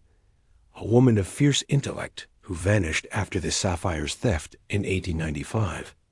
He leaned closer, noting a faint irregularity in the frames. Lower edge. His gloved fingers traced the wood, and with a soft click, a panel sprang open, revealing a shallow compartment. Inside lay a folded parchment, yellowed with age.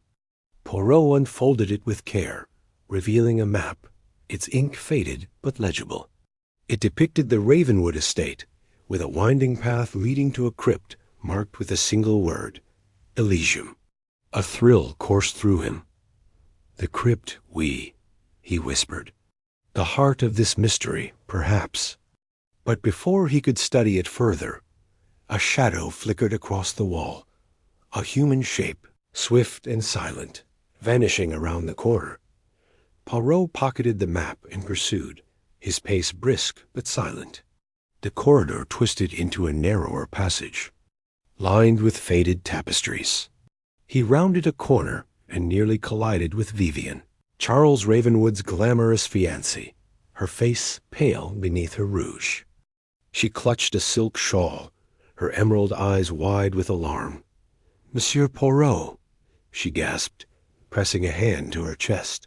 "You startled me. What are you doing wandering these halls at this hour?" Poirot's smile was polite but probing. "The same question, Mademoiselle Vivian, might be asked of you. The gallery, it is not a place for casual strolls, non? Especially after such unsettling events."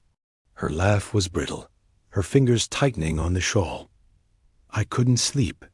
This house, it's oppressive. I thought a walk might clear my head." She hesitated, then lowered her voice. "But I must tell you something. I received a letter this morning, slipped under my door. It warned me to leave Ravenwood, or I'd regret it." Poirot's eyes narrowed. "A letter, you say? May I see it?" Vivian produced a crumpled envelope from her pocket. The paper was cheap, the handwriting jagged and uneven. "Leave Ravenwood by dawn, or the curse will claim you." No signature, no seal. Poirot held it to the light, noting the faint watermark of a local stationer. "This is most curious," he said. "And you have no suspicion of who might have sent it?" "None," she said quickly, too quickly. Her gaze darted to the gallery behind him. "But I feel watched here, Monsieur Poirot, as if the walls themselves are listening." He nodded, his mind racing. "Return to your room, mademoiselle. Lock the door and speak of this to no one. Hercule Poirot, he will ensure your safety." She nodded, her relief palpable, and hurried away, her heels echoing down the corridor. Alone again, Poirot returned to the painting of Lady Beatrice. The map in his pocket felt like a burning coal, urging him toward the crypt. But as he turned to leave, a glint caught his eye, a tiny brass key, half hidden beneath the alcove's rug. He knelt, retrieving it with a handkerchief.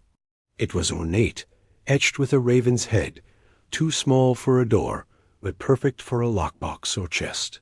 "Another piece of the puzzle," he murmured, slipping it into his waistcoat. The gallery's silence was shattered by a deafening crash. Poirot spun toward the sound, his heart steady despite the jolt. At the hall's center, a massive chandelier lay shattered on the floor, its crystals scattered like stars across the wood. Above, the ceiling beam swayed, its bolts loosened. Someone had meant for it to fall, perhaps, on him. He stepped carefully around the wreckage, his eyes scanning for clues. A faint scuff mark on the floor led to a side door, slightly ajar. He pushed it open, revealing a narrow staircase spiraling upward. The air grew colder as he ascended, emerging into a dusty attic filled with forgotten furniture and cobwebbed trunks. A single window let in a sliver of moonlight, illuminating a figure crouched near a crate, a figure who froze at his approach. "Monsieur Hargreaves," Poirot said, his tone deceptively mild. The butler straightened, his face a mask of guilt and fear. "It is most curious to find you here, after such a dramatic event below." Hargreaves stammered, his hands trembling. I heard the crash, sir. I came to investigate. I thought perhaps a beam had given way." Poirot's smile was thin. "A beam, perhaps, or a hand, none. The chandelier, it did not fall by chance." He stepped closer, noting the butler's sweat-dampened collar. "You know more than you say, Monsieur Hargreaves. Speak, and perhaps Poirot can protect you." The butler's shoulders slumped. I saw someone in the gallery earlier, sir. A cloaked figure, moving toward the west. Wing. I didn't dare follow. This house it's cursed, Monsieur Poirot. The sapphire brings death to all who touch it." Poirot's eyes gleamed. "A cloaked figure, you say? And yet you did not report this to me at once." "Why?" Hargreaves swallowed. "I was afraid. Lady Eleanor, she's determined to keep the sapphire here, but it's tearing the family apart. I thought if I stayed silent, it might end." Poirot nodded, his mind cataloguing the butler's words. "Return to your duties, monsieur. But know this, Hercule Poirot sees all, and he forgets nothing." As Hargreaves fled, Poirot examined the attic. The crate Hargreaves had been near was locked, its latch matching the key in his pocket. He inserted it, and the lid creaked open, revealing a bundle of letters tied with twine. The topmost was addressed to Beatrice Ravenwood, dated 1894, from a man named Elias Vane. The words were cryptic. "The order will not forgive betrayal. Hide the sapphire, or Elysium will burn." Poirot's pulse quickened. The order likely the secret society hinted at in Cedric's journal.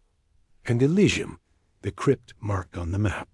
The pieces were aligning, but the picture remained incomplete. He tucked the letters into his coat, determined to visit the crypt at first light. Descending to the gallery, he paused before Lady Beatrice's portrait again. Her eyes seemed to challenge him, daring him to unravel her secrets. "Patience, Madame," he said softly. "Poirot is never outwitted for long." The night was far from over. He made his way to the library, where the journal still lay hidden behind a false panel.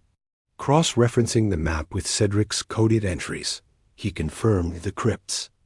Location beneath the estate's chapel, accessible through a concealed entrance. But the letters from Elias Vane suggested a deeper conspiracy, one that might still be active. A soft knock interrupted his thoughts. Lady Eleanor stood in the doorway, her silver hair glinting in the lamplight. "Monsieur Poirot," she said, her voice steady despite the late hour. "I heard the chandelier. Are you unharmed?" "Quite unharmed, madame," he replied, rising. But the manner, it seems, is less so.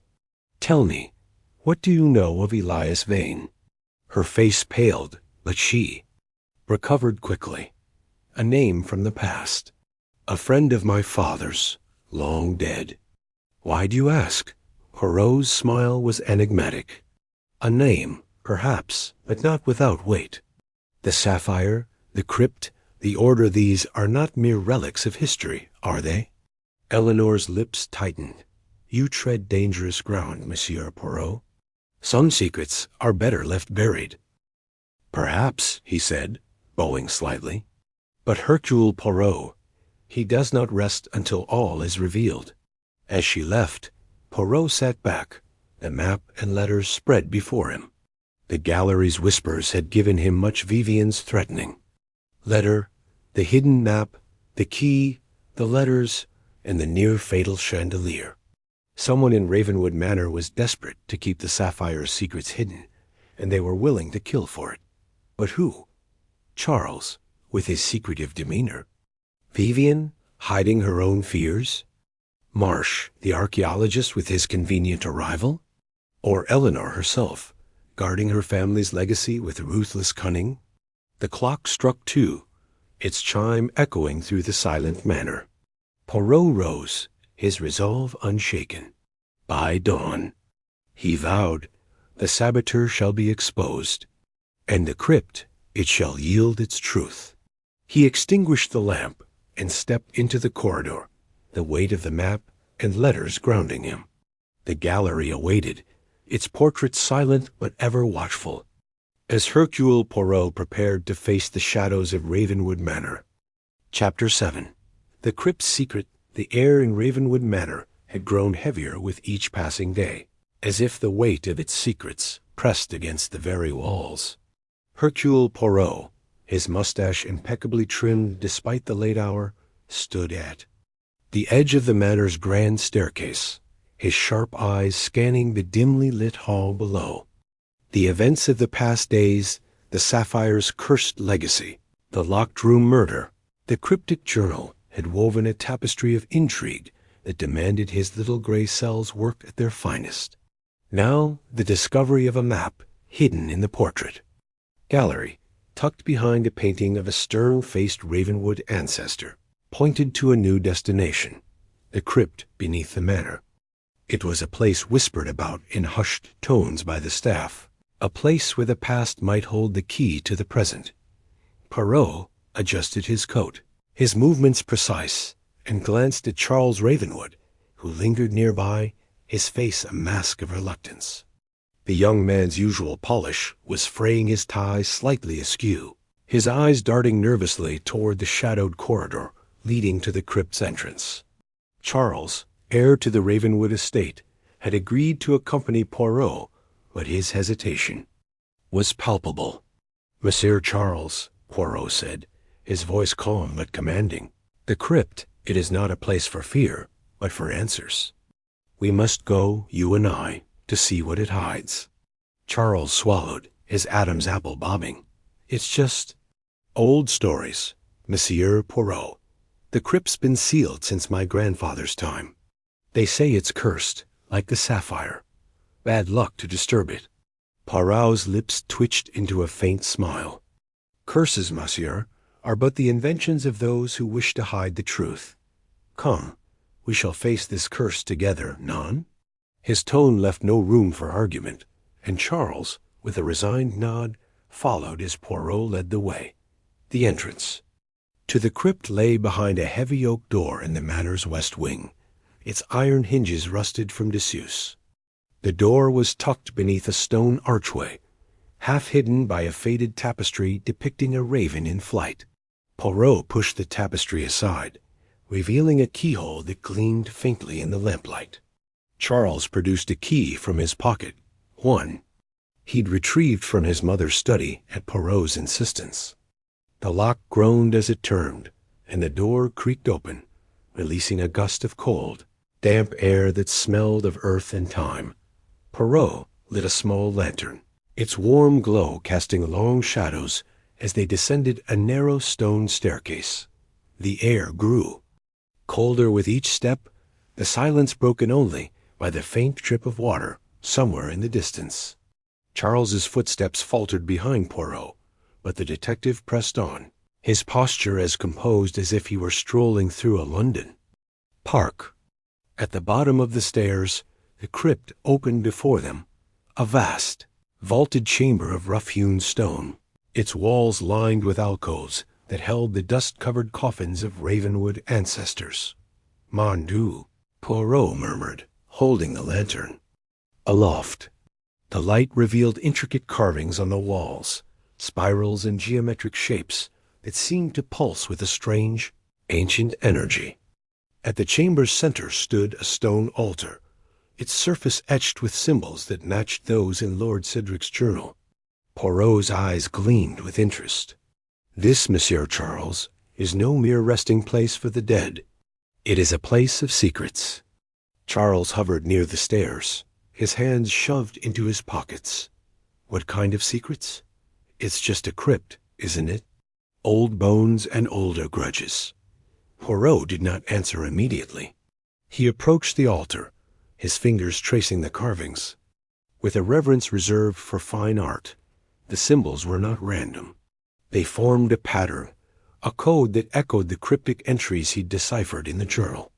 "These markings," he said, "they speak of order, of purpose.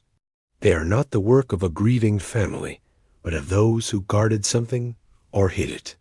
He knelt beside the altar, his keen eyes catching a faint seam in the stone. With a gentle press, a click echoed through the crypt, and a small panel slid open, revealing a hollow space within. Inside lay a bundle of yellowed letters, tied with a faded ribbon. Poirot carefully extracted them, his gloved hands moving with surgical precision. "Voila," he said softly. "The past speaks." Charles edged closer, curiosity overcoming his unease. "What are they?" Poirot untied the ribbon, unfolding the first letter. The handwriting was elegant but hurried, the ink faded but legible. "My dearest Evelyn," he read aloud, "the sapphire must remain hidden. The order will stop at nothing to claim it. Trust no one, not even those closest to you." The letter was signed Cedric. "The order?" Charles's voice was sharp with disbelief. "What is this? Some kind of secret society nonsense?" Poirot's A's was steady. "Nonsense, monsieur?" "Non. Lord Cedric, your ancestor, was entangled in something far greater than a mere theft. These letters suggest a smuggling ring, perhaps, or a society that coveted the sapphire for its own ends. The symbols here, they are not mere decoration. They are a cipher, a map to their purpose." As Poirot scanned the letters, a sudden noise, a low, grinding rumble echoed through the crypt. Charles spun around, his face pale. What was that? Poirot's expression remained calm, but his eyes darted to the shadows. "We are not alone, it seems." He set the letters down carefully and moved toward the sound, his lantern casting flickering beams across the walls. The noise came again, louder, from the direction of a narrow passage branching off the main chamber. Poirot gestured for Charles to follow, his voice low. "Stay close, monsieur, and make no sound." The passage was cramped, its walls slick with moisture. The air grew colder, the scent of earth mingling with something sharper metal, perhaps, or decay. Poirot's steps were silent, his senses attuned to every detail. The passage ended at a heavy iron grate, its bars rusted but intact. Beyond it, a faint light flickered, and Poirot could make out the outline of a chamber. He pressed his face to the bars, peering into the gloom. There, in the dim light, stood a figure cloaked in black, their back to Poirot. They were bent over a stone table, muttering softly as they examined a small object, a glinting blue stone that could only be the sapphire. Poirot's heart quickened, but his face betrayed nothing. "Monsieur Charles," he whispered, "do you recognize this person?" Charles squinted through the grate, his breath catching. I can't tell," It's too dark. But that stone, it's the sapphire, isn't it? Poirot nodded, his mind racing. The figures' movements were deliberate, almost ritualistic, as if they were performing a task long practiced. Before Poirot could act, the figures straightened, slipping the sapphire into a velvet pouch and turning toward the grate.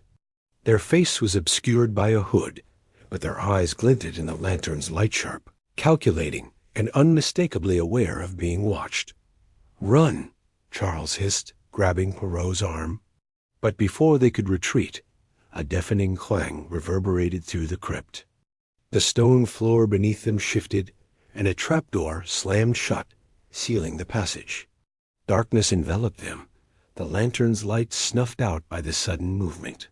Charles's voice rose in panic. "We're trapped!" Poirot's voice cut through the darkness, steady and commanding. "Calm yourself, monsieur. Panic is the enemy of reason." He fumbled in his pocket, producing a small matchbox. The tiny flame flared to life, revealing the stone walls closing in around them. The trapdoor above was solid, its edges seamless. Poirot's eyes scanned the mechanism, noting a series of levers embedded in the wall. An ingenious design. He murmured, almost admiringly, "But every trap has its key." He handed the match to Charles, who held it with trembling hands, and began to work the levers. His fingers moved with precision, testing each one, listening for the faint click of a hidden mechanism. The air grew thinner, the weight of the crypt pressing down, but Poirot's focus was unbreakable. Minutes passed, each one stretching into eternity. Charles's breathing was ragged, his voice a whisper. "We're going to die down here, aren't we?" "Nonsense," Poirot said sharply. "Hercule Poirot does not perish in a crypt. Hold the light steady." His fingers found the final lever, and with a satisfying clunk, the trapdoor groaned open, spilling faint moonlight from above. Poirot helped Charles climb out, then followed, dusting off his coat with a flourish. They emerged into the manor's garden, the crypt's entrance hidden beneath a stone slab near the ancient well. The night was still, the fog curling around them like a living thing. Poirot's eyes narrowed as he scanned the darkness. The cloaked figure was gone, but the sapphire's brief appearance confirmed his suspicions. The gem was not merely a prize, but a catalyst for a conspiracy that stretched back decades. Back in the manor, Poirot sat at a small desk in the library, the bundle of letters spread before him. Charles paced, his nerves frayed. Who was that down there? And how did they know we were coming? Poirot's fingers steepled beneath his chin. "The who, monsieur, is a question we shall answer soon.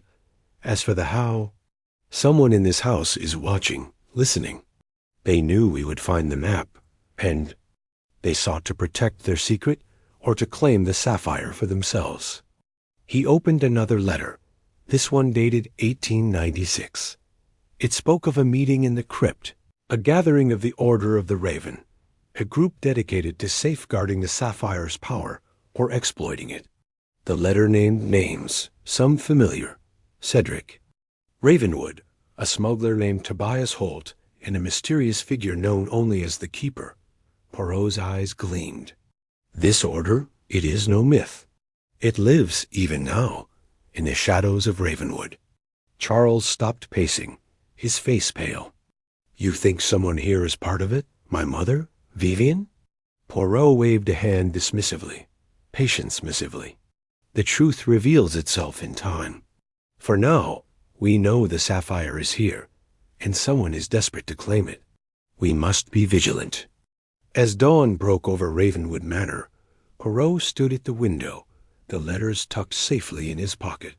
The crypt had yielded its secrets, but the game was far from over.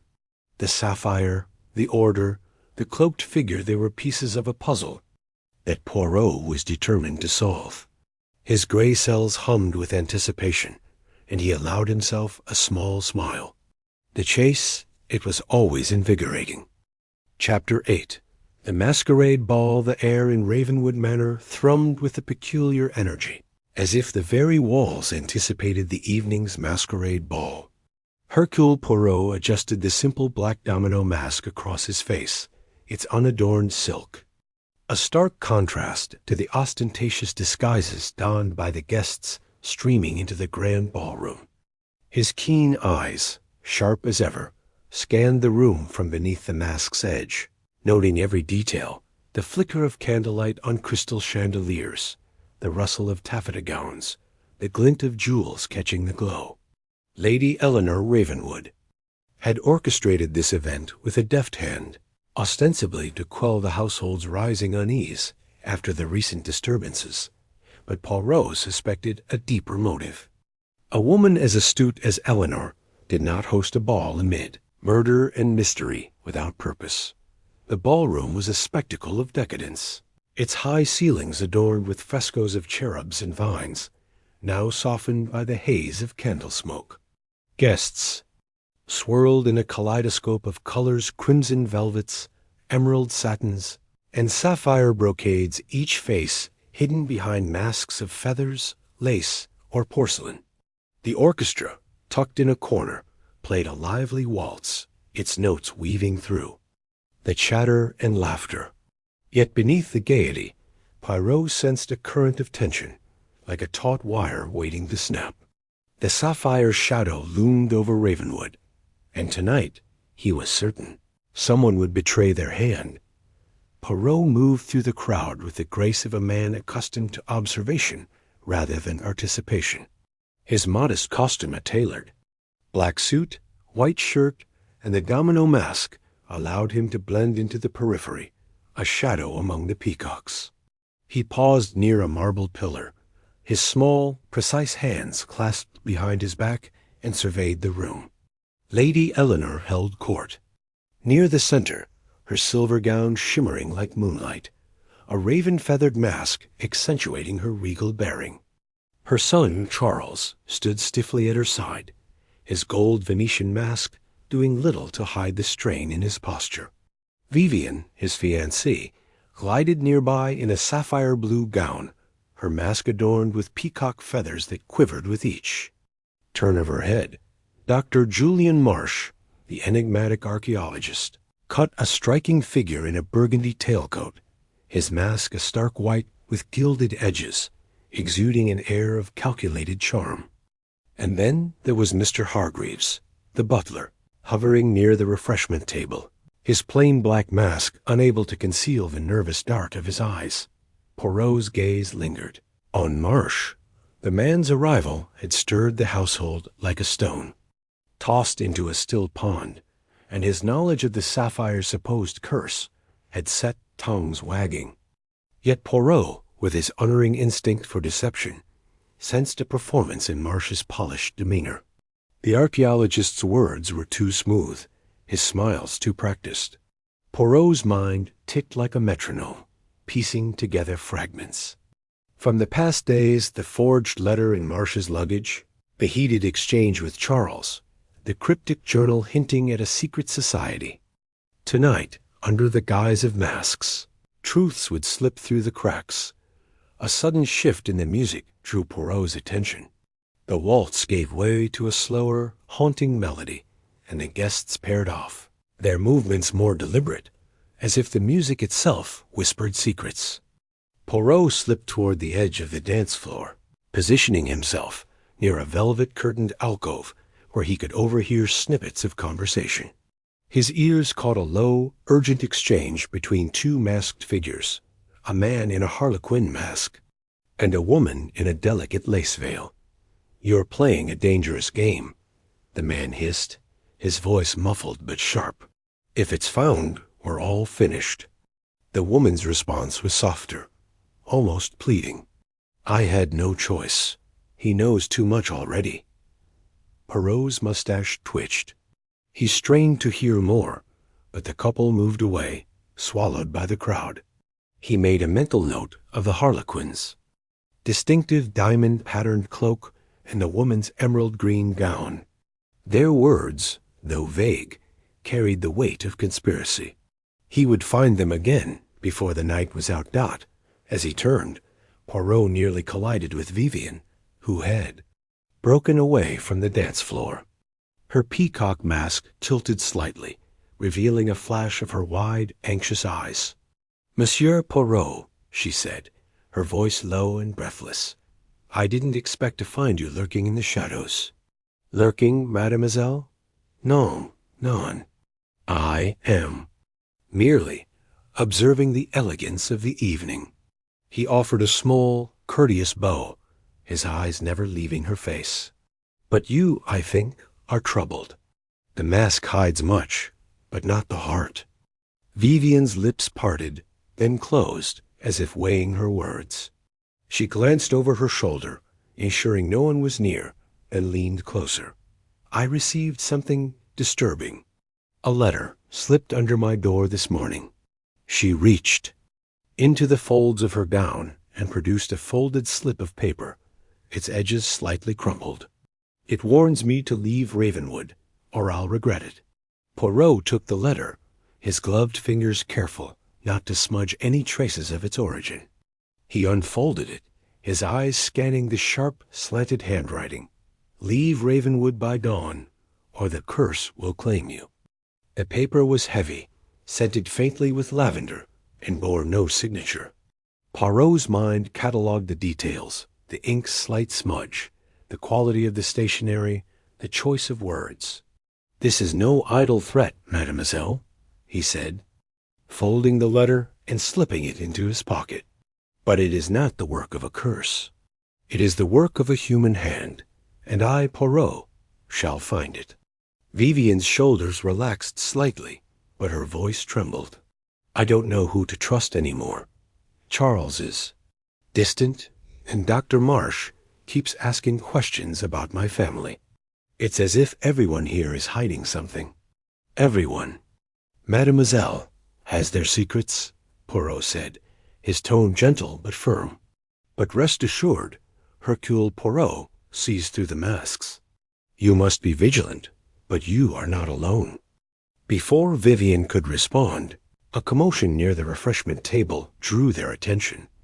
Dr. Marsh stood there, his white mask gleaming under the chandelier's light, engaged in a heated exchange with a man Poirot hadn't noticed before. Tall figure in a raven black cloak, his mask a grotesque caricature of a skull. The stranger's voice was low, but its intensity carried across the room. "You've overstepped, Marsh. You think you're clever, but you're meddling in things you don't understand." Marsh's laugh was sharp, almost reckless. "I understand.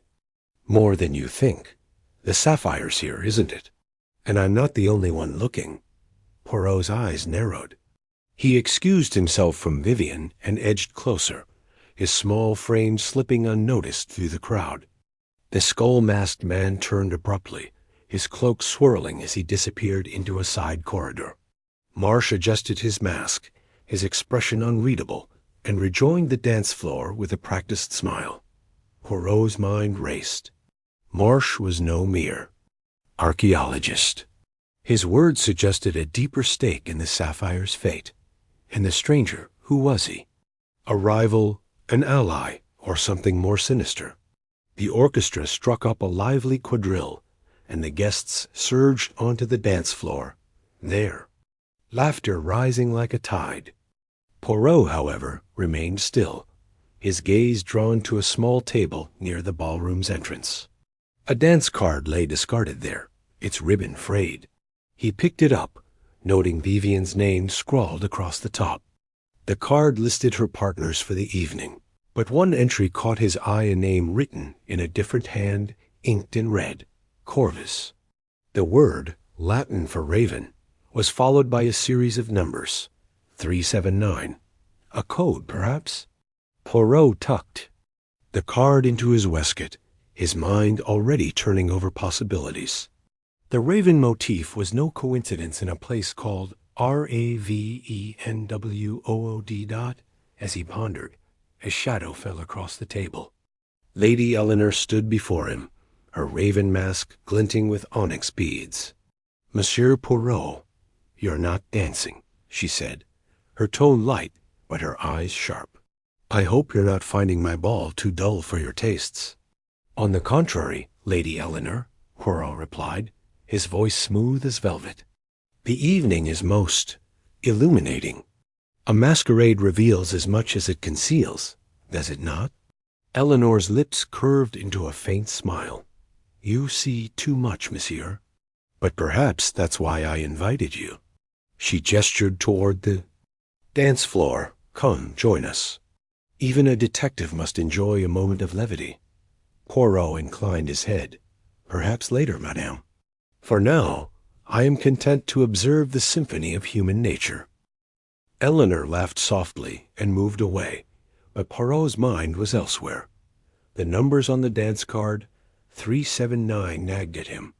Were they a time, a location, or something more obscure? He recalled the journal from Chapter 3, with its coded entries, tied to the sapphire's theft. The numbers might correspond to a page, a line, or even a location within the manor.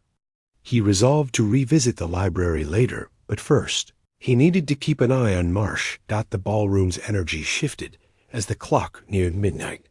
The music grew feverish, the dancers' movements more frenetic, as if the masks emboldened them to shed their inhibitions.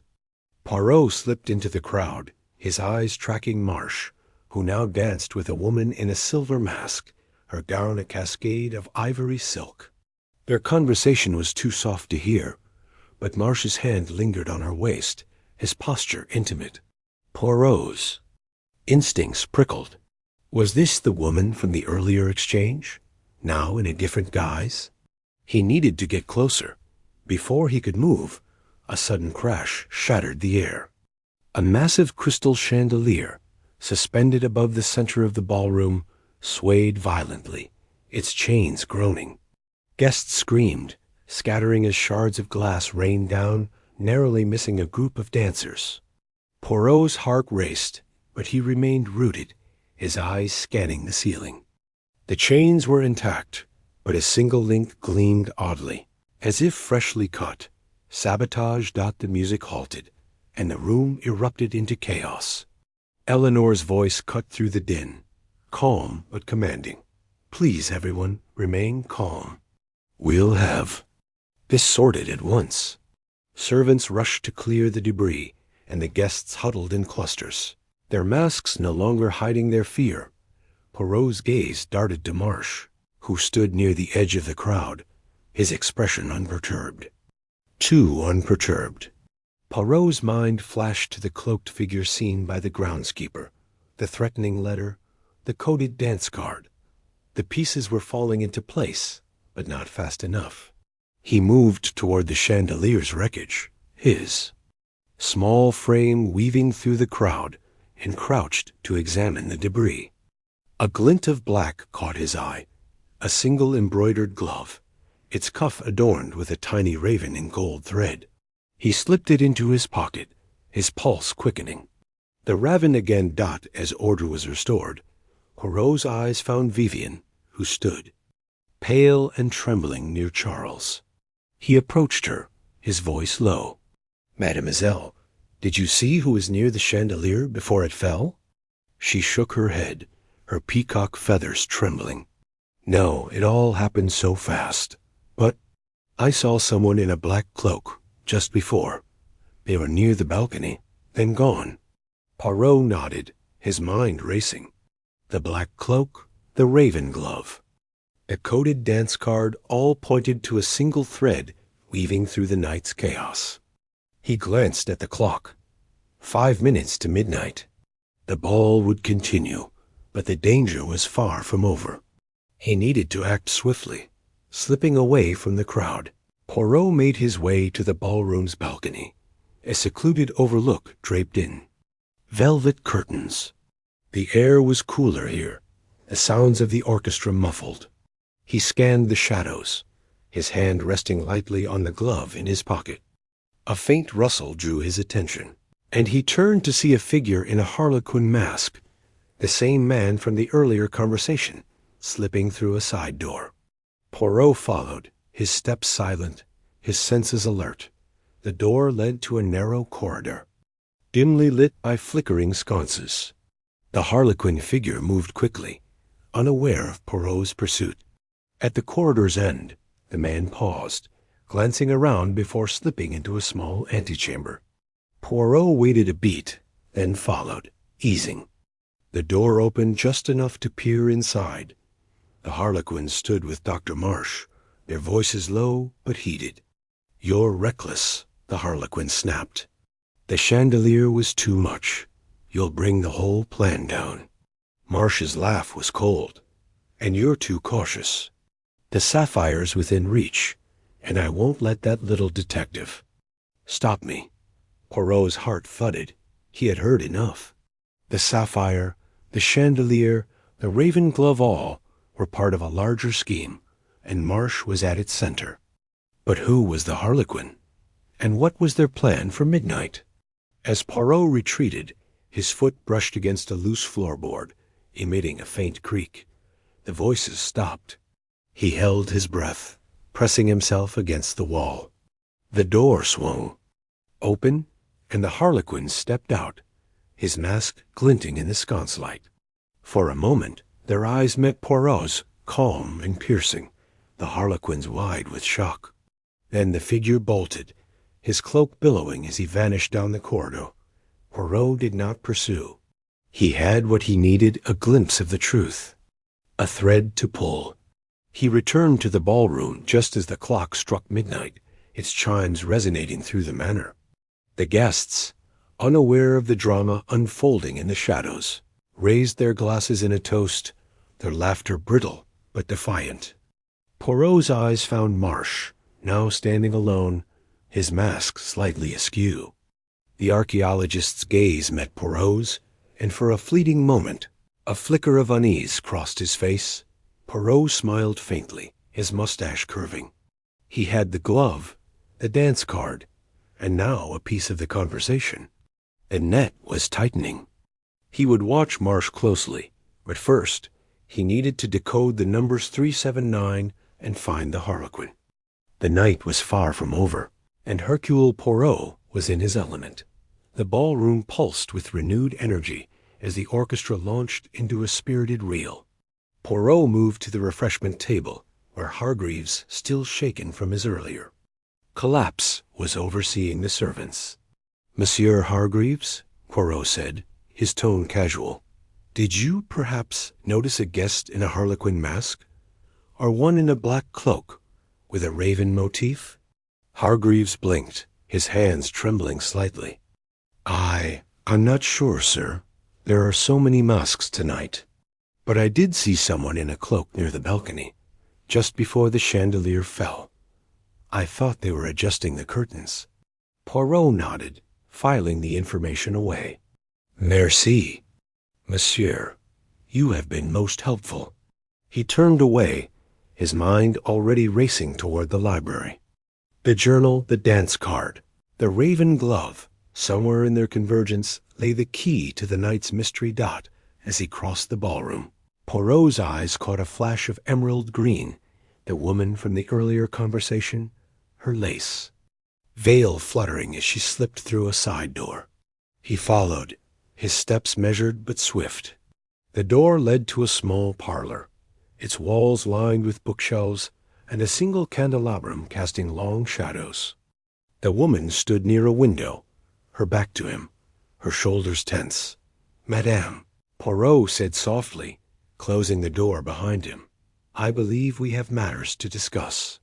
She turned, her veil lifting slightly to reveal a pale, striking face. It was Clara, the housekeeper, her eyes wide with fear.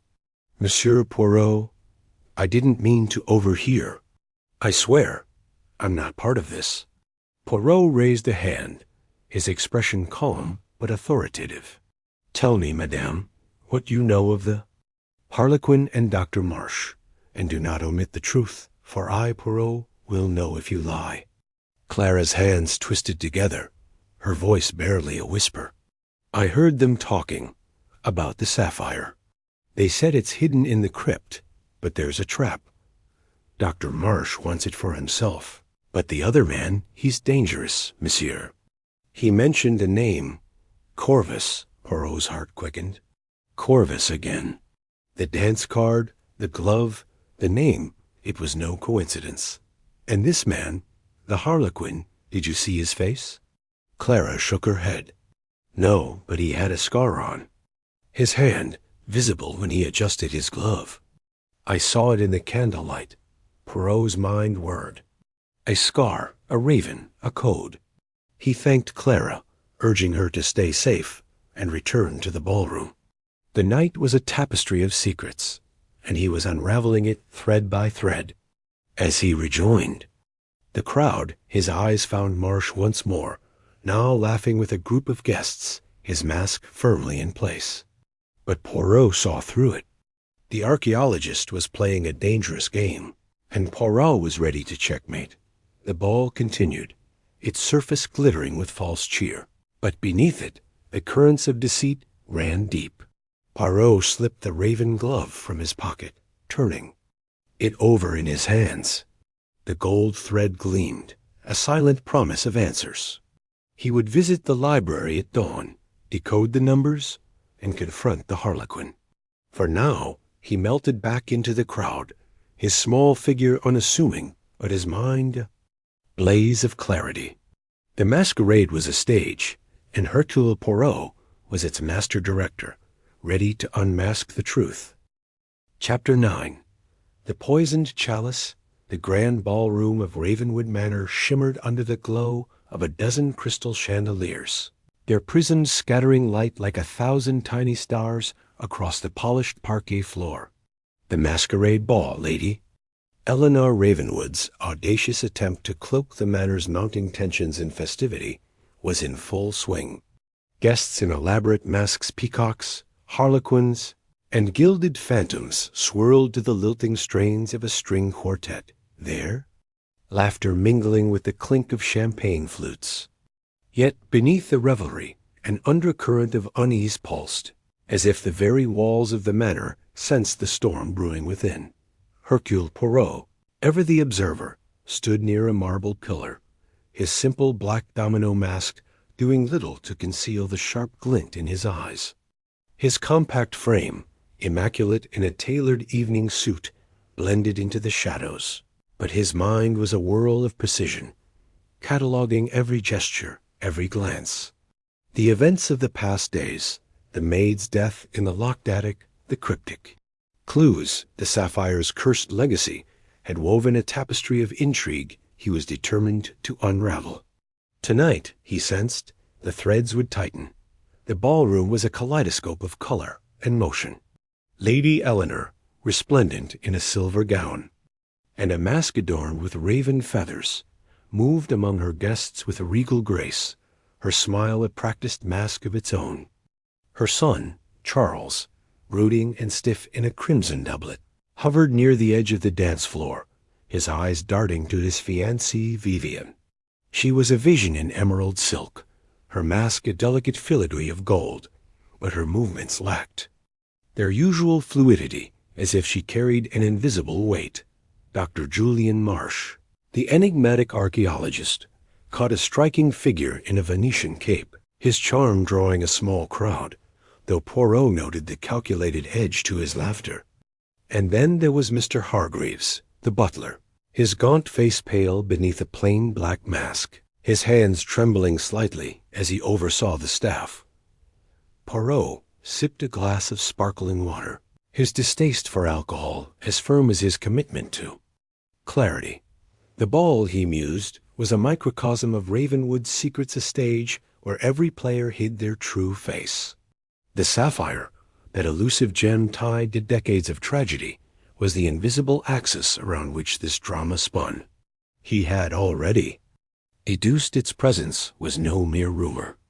The clues, the journal, the coded map, the almond-scented death pointed to a tangible prize and a living hand orchestrating chaos. Tonight, he would draw that hand into the light. A ripple of excitement passed through the crowd as the quartet struck up a waltz and couples flooded the floor. Poirot's gaze settled on Vivian, who was being led into the dance by a tall man in a silver wolf mask. Her smile was tight, her steps hesitant. Poirot noted the man's grip on her hand, too. Firm, almost possessive. He filed the observation away, his attention shifting to Charles, who stood clenching a glass of brandy, his eyes fixed on the pair. Jealousy, Poirot thought, or something deeper. "Pardon, Monsieur Poirot," came a soft voice at his elbow. He turned to find a young woman in a sapphire blue gown, her mask adorned with peacock feathers. Her accent was faintly French, her posture poised yet nervous. "Mademoiselle," Poirot replied, inclining his head, "you have the advantage of me, I fear." She laughed, a sound like tinkling glass. "I am Claire Dubois, a friend of Lady Eleanor's niece. I've heard of your reputation, monsieur. They say you see what others miss." Poirot's mustache twitched.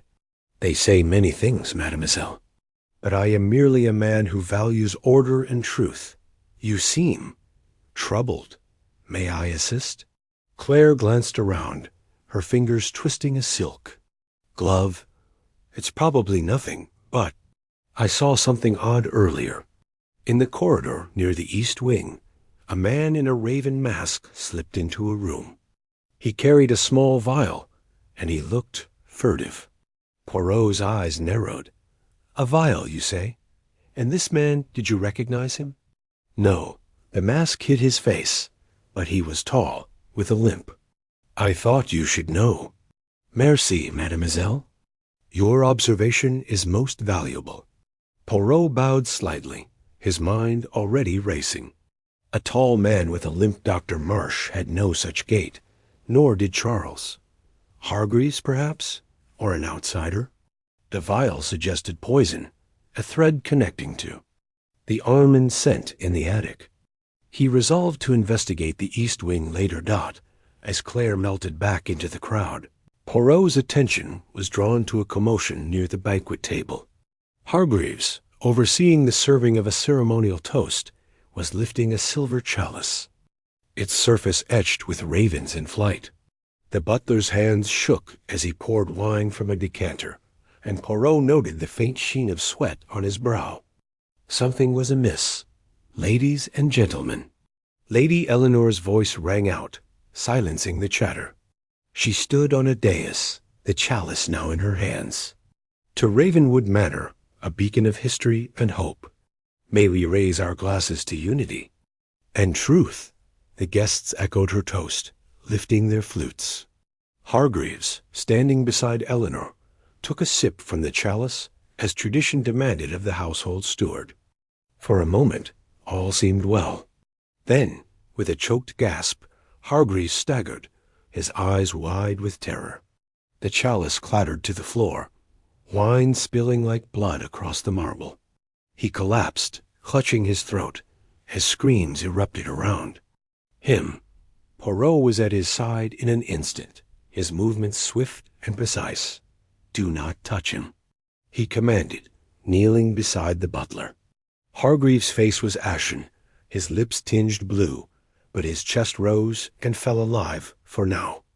Poirot sniffed the spilled wine, detecting a faint, bitter note beneath the grape. Cyanide, he thought, the same almond-like scent from the attic. "Call for a doctor," Eleanor cried, her composure fracturing. Charles pushed through the crowd, his face a mask of panic, while Vivian stood frozen, her hand pressed to her mouth. Dr. Marsh, ever the opportunist, stepped forward, offering to assist. But Poirot waved him back. "There is no need, monsieur," Poirot said sharply. "This is a matter for the police and for Poirot." He turned to the guests, his voice calm but commanding. "Remain where you are. No one leaves this room." As a footman rushed to fetch a doctor, Poirot examined the chalice. "It's intricate." Design ravens with sapphire eyes caught his attention. The etching was unique, likely custom-made. He pocketed a small shard of glass from a broken flute nearby, suspecting it might hold residue. His eyes scanned the crowd, noting the guests' reactions. Marsh's cool detachment, Charles' agitation, Vivian's trembling hands, and Eleanor's steely resolve. "Lady Eleanor," Poirot said quietly, approaching her. "This chalice, where was it made?" She blinked, startled. "It's a family heirloom, but it was restored recently by a local artisan, Mr. Thorne, in the village. Merci, and the wine. From our cellar, decanted by Hargreaves himself." Poirot nodded, his mind assembling the pieces. The poison was no accident, but a deliberate act, likely targeting Hargreaves or meant to sow chaos. The chalice's design was a clue, one he would pursue. He instructed a footman to preserve the scene and ensure Hargreaves was taken to a guest room under guard dot as the doctor arrived and confirmed. Hargreaves was stable poisoned, but saved by a small dose. Poirot slipped away to the village, determined to confront the artisan. The night air was crisp, the fog curling around the manor like a living thing. The village of Raven's Hollow lay a mile away, its cobbled streets silent under the moon. Mr. Thorne's shop, a quaint establishment with a sign depicting a hammer and anvil, was dark, but a faint light flickered in the back. Poirot knocked, and after a moment, a wiry man with graying hair opened the door, his eyes wary. "Mr. Thorne? I am Hercule Poirot. I must speak with you about a chalice." Thorne's face tightened. "It's late, sir. Can't this wait?" "It cannot. A man nearly died tonight. The chalice you restored for Ravenwood Manor was the vessel. Who ordered its repair?" Thorne hesitated, then sighed. "A gentleman. Came 3 weeks ago. Paid in cash, gave the name Mr. Black. Tall, with a limp. Said it was for Lady Eleanor." Poirot's pulse quickened. The man with the limp again. Describe him further. "Dark coat, hat pulled low. Didn't see his. Face clearly. He was." Insistent, the Raven's eyes beset with blue stones. "Sapphires, I thought, but paste, likely." Poirot's mind raced. Paste sapphires in the chalice. A real sapphire hidden somewhere in the manor. The connection was no coincidence. Did this Mr. Black return? Once, to collect it. Seemed in a hurry. Left for London, I heard. Poirot thanked Thorne and returned to the manor, his thoughts a whirlwind. The poisoner had planned this carefully, using the chalice as a dramatic flourish. But why Hargreaves? The butler, with his nervous demeanor, knew something perhaps too much. Poirot resolved to question him once he recovered. Back at the manor, the ball had disbanded, the guests retreating to their rooms under the weight of suspicion. Poirot found Vivian in the library, her mask discarded, her face pale. "Monsieur." "Poirot," she whispered, "I'm frightened. This place, it's cursed." "There is no curse, mademoiselle," Poirot said gently. "Only human greed and cunning. Tell me, have you seen a man with a limp?" She frowned. "No, but—" Charles mentioned a groundsman, old Tom, who limps. He's been here forever. Tends the gardens. Poirot nodded, filing the name away. Old Tom, the groundskeeper who reported the cloaked figure by the well. Another piece of the puzzle.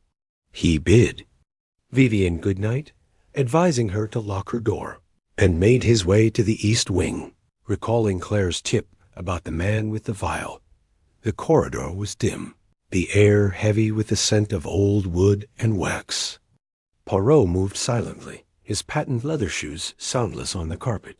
He tested each door, finding most locked, until one yielded a small study, its desk strewn with papers. A quick search revealed nothing, but as he turned to leave, a floorboard creaked behind him.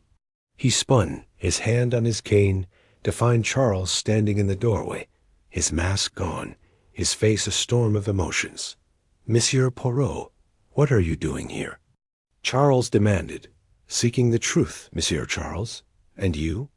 Why wander the east wing at this hour?" Charles flushed. "I couldn't sleep. After what happened to Hargreaves." Poirot studied him, noting the sweat on his brow, the clenched fists. "You know more than you say, monsieur. Tell me of old Tom, the groundsman." Charles blinked, startled. "Tom? He's harmless. Been here since I was a boy." "Why? Perhaps he is not so harmless. A man with a limp is tied to this night's events. I suggest you be cautious, monsieur." Charles nodded, his expression troubled, and left. Poirot lingered, his instincts prickling. The study held no vial, but the encounter with Charles was no accident. He was being watched. The next morning, Poirot visited Hargreaves, now recovering. In a guest room, the butler's eyes were sunken, but he was lucid. "Monsieur Hargreaves," Poirot began, "you were poisoned last night. Who handled the chalice before you?" Hargreaves swallowed hard. "I poured the wine myself, sir, from a sealed bottle." "I don't understand. And the chalice? Was it tampered with?" I don't know. It was in the butler's pantry. Unlocked. Anyone could have." Poirot raised a hand. "Enough, monsieur. Rest now. But know this, Poirot will find the one responsible." He left, his mind turning to old Tom. The groundskeeper's cottage was a short walk from the manor, nestled among ancient oaks. Tom, a grizzled man with a pronounced limp, was tending roses when Poirot approached. "Good morning, Monsieur Tom. A word, if you please." Tom straightened, his eyes wary. "What's this about, sir?" "A chalice, a vial, a poison. You were seen, monsieur, in the east wing." "What do you know?" Tom's face hardened. "I don't know what you're on about. I keep to my gardens." Poirot's gaze was unrelenting. "You reported a cloaked figure by the well. Was it you, perhaps, hiding your own movements?" Tom's hands clenched the shears. "I saw what I saw. Ain't no villain, sir." Poirot nodded, unconvinced but tactful. "Very well. But Poirot sees all, monsieur." As he returned to the manor, Poirot set a plan in motion. He instructed a footman to watch Thorne's shop in the village, suspecting the artisan might receive a visitor. He also arranged for old Tom's cottage to be searched discreetly. The poisoner was close, their moves bold but sloppy. The chalice, the vial, the limp all pointed to a single thread. One Poirot would pull until the tapestry unraveled by evening. Hargreaves was well enough to resume light duties, and Poirot gathered the household for a private meeting. "Niece."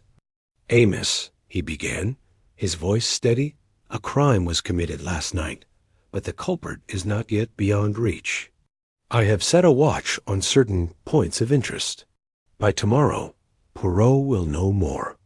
Eleanor's eyes gleamed with respect. "You're certain, Monsieur Poirot?" "Always, madame. The little gray cells, they do not fail." As the household dispersed, Poirot lingered, his gaze on the chandelier above, its crystals glinting like a sapphire at the heart of this mystery. The poisoner had struck to silence or to distract, but Poirot was undeterred. The artisans, shop old Tom, the chalice's design, all were clues leading to a truth he could almost grasp. He retired to his room, his mind alight, certain that the next day would bring the breakthrough he sought. Chapter 10. The midnight confession. The night at Ravenwood Manor was thick with tension, the kind that clung to the air like damp fog, curling around the edges of every conversation and glance. Hercule Poirot, his small frame impeccable in a tailored suit despite the late hour, stood by the tall windows of the manor's drawing-room, gazing out into the inky blackness of the Devon night. The events of the masquerade ball still lingered in his mind, the raven-embroidered glove tucked safely in his pocket, its delicate stitching a silent accusation. The sapphire, the cursed gem at the heart of this tangled mystery, seemed to pulse with a life of its own, drawing secrets and lies into its orbit. The clock on the mantelpiece chimed 11, its somber toll cutting through the low hum of the household. The guests had retired after the ball, their masks discarded, but their facades still firmly in place. Poirot's gray cells, as he liked to call them, were alight with activity, piecing together the fragments of the evening.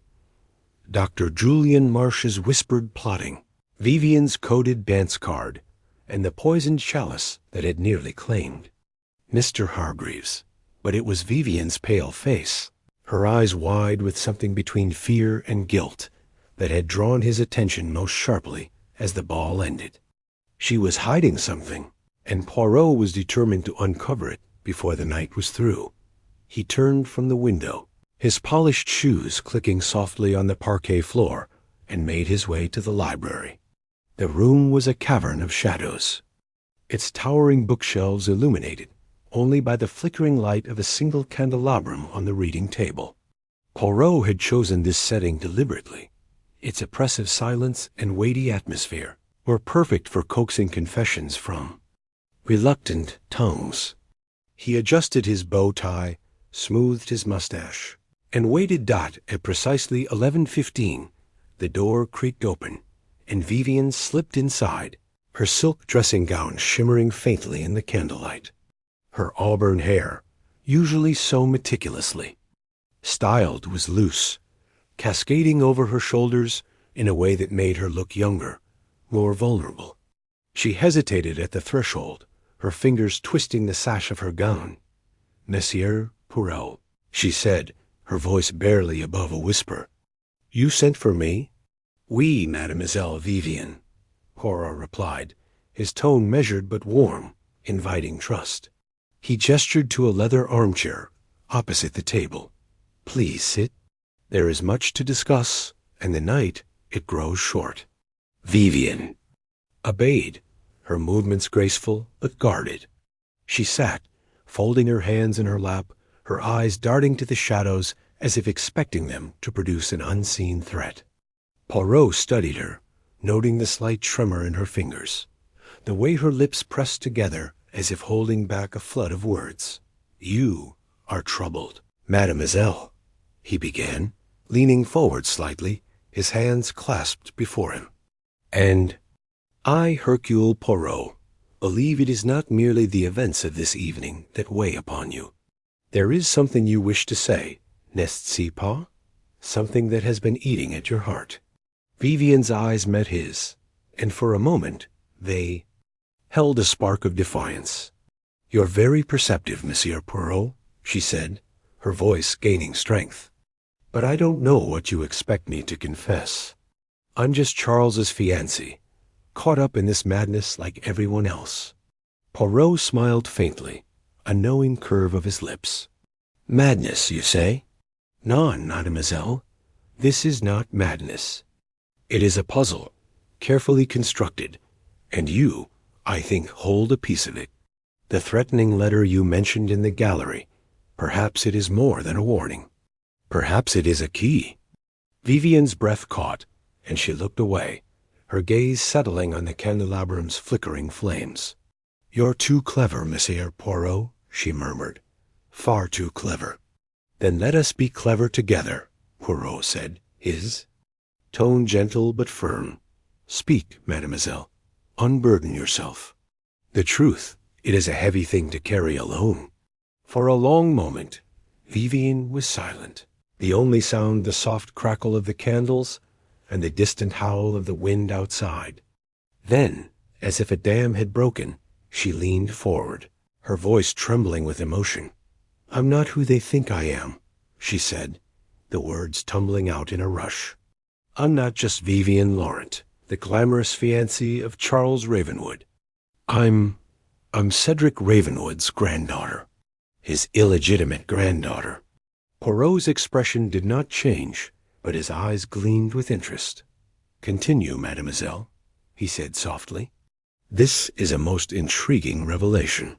Vivian took a shaky breath, her hands clenching in her lap. "My mother was a governess here at Ravenwood years ago. She had an affair with Cedric before he was disgraced and vanished. When she realized she was pregnant, she left the manor, raising me in secret in a small village in Cornwall. She never spoke of it, But I found letters after she died, letters.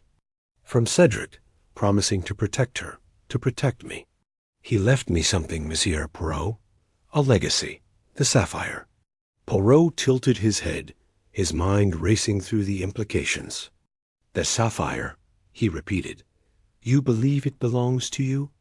I don't know what to believe, Vivian admitted, her voice breaking. Mother told me stories of the gem, how it was cursed, how it brought ruin to everyone who touched it. I thought they were just fairy tales, but then I came here, to Ravenwood, to be with Charles. And the sapphire reappeared, just as the deaths began. I'm terrified, Monsieur Poirot. What if the curse is real? What if it's coming for me? Poirot leaned back, his fingers steepled beneath his chin. A curse, mademoiselle? Non. I do not believe in such things. The sapphire, it is a stone, nothing more. Its power lies in the greed and fear it inspires in the hearts of men and women. Tell me, how did you learn of its return? Vivian hesitated, her eyes flickering with something Poirot couldn't quite place: guilt, perhaps, or fear of betrayal. Dr. Marsh, she said at last. He came to me a month ago, before he arrived at the manor. He said he'd been researching the sapphire's history and had traced it to a private collector in London. He claimed he could retrieve it, but only if I helped him gain access to Ravenwood. He knew about my connection to Cedric. Don't ask. Me, how? I don't know. He said the sapphire was my birthright, but he wanted a share of its value. I agreed, Monsieur Poirot. I was foolish, desperate to claim what was mine.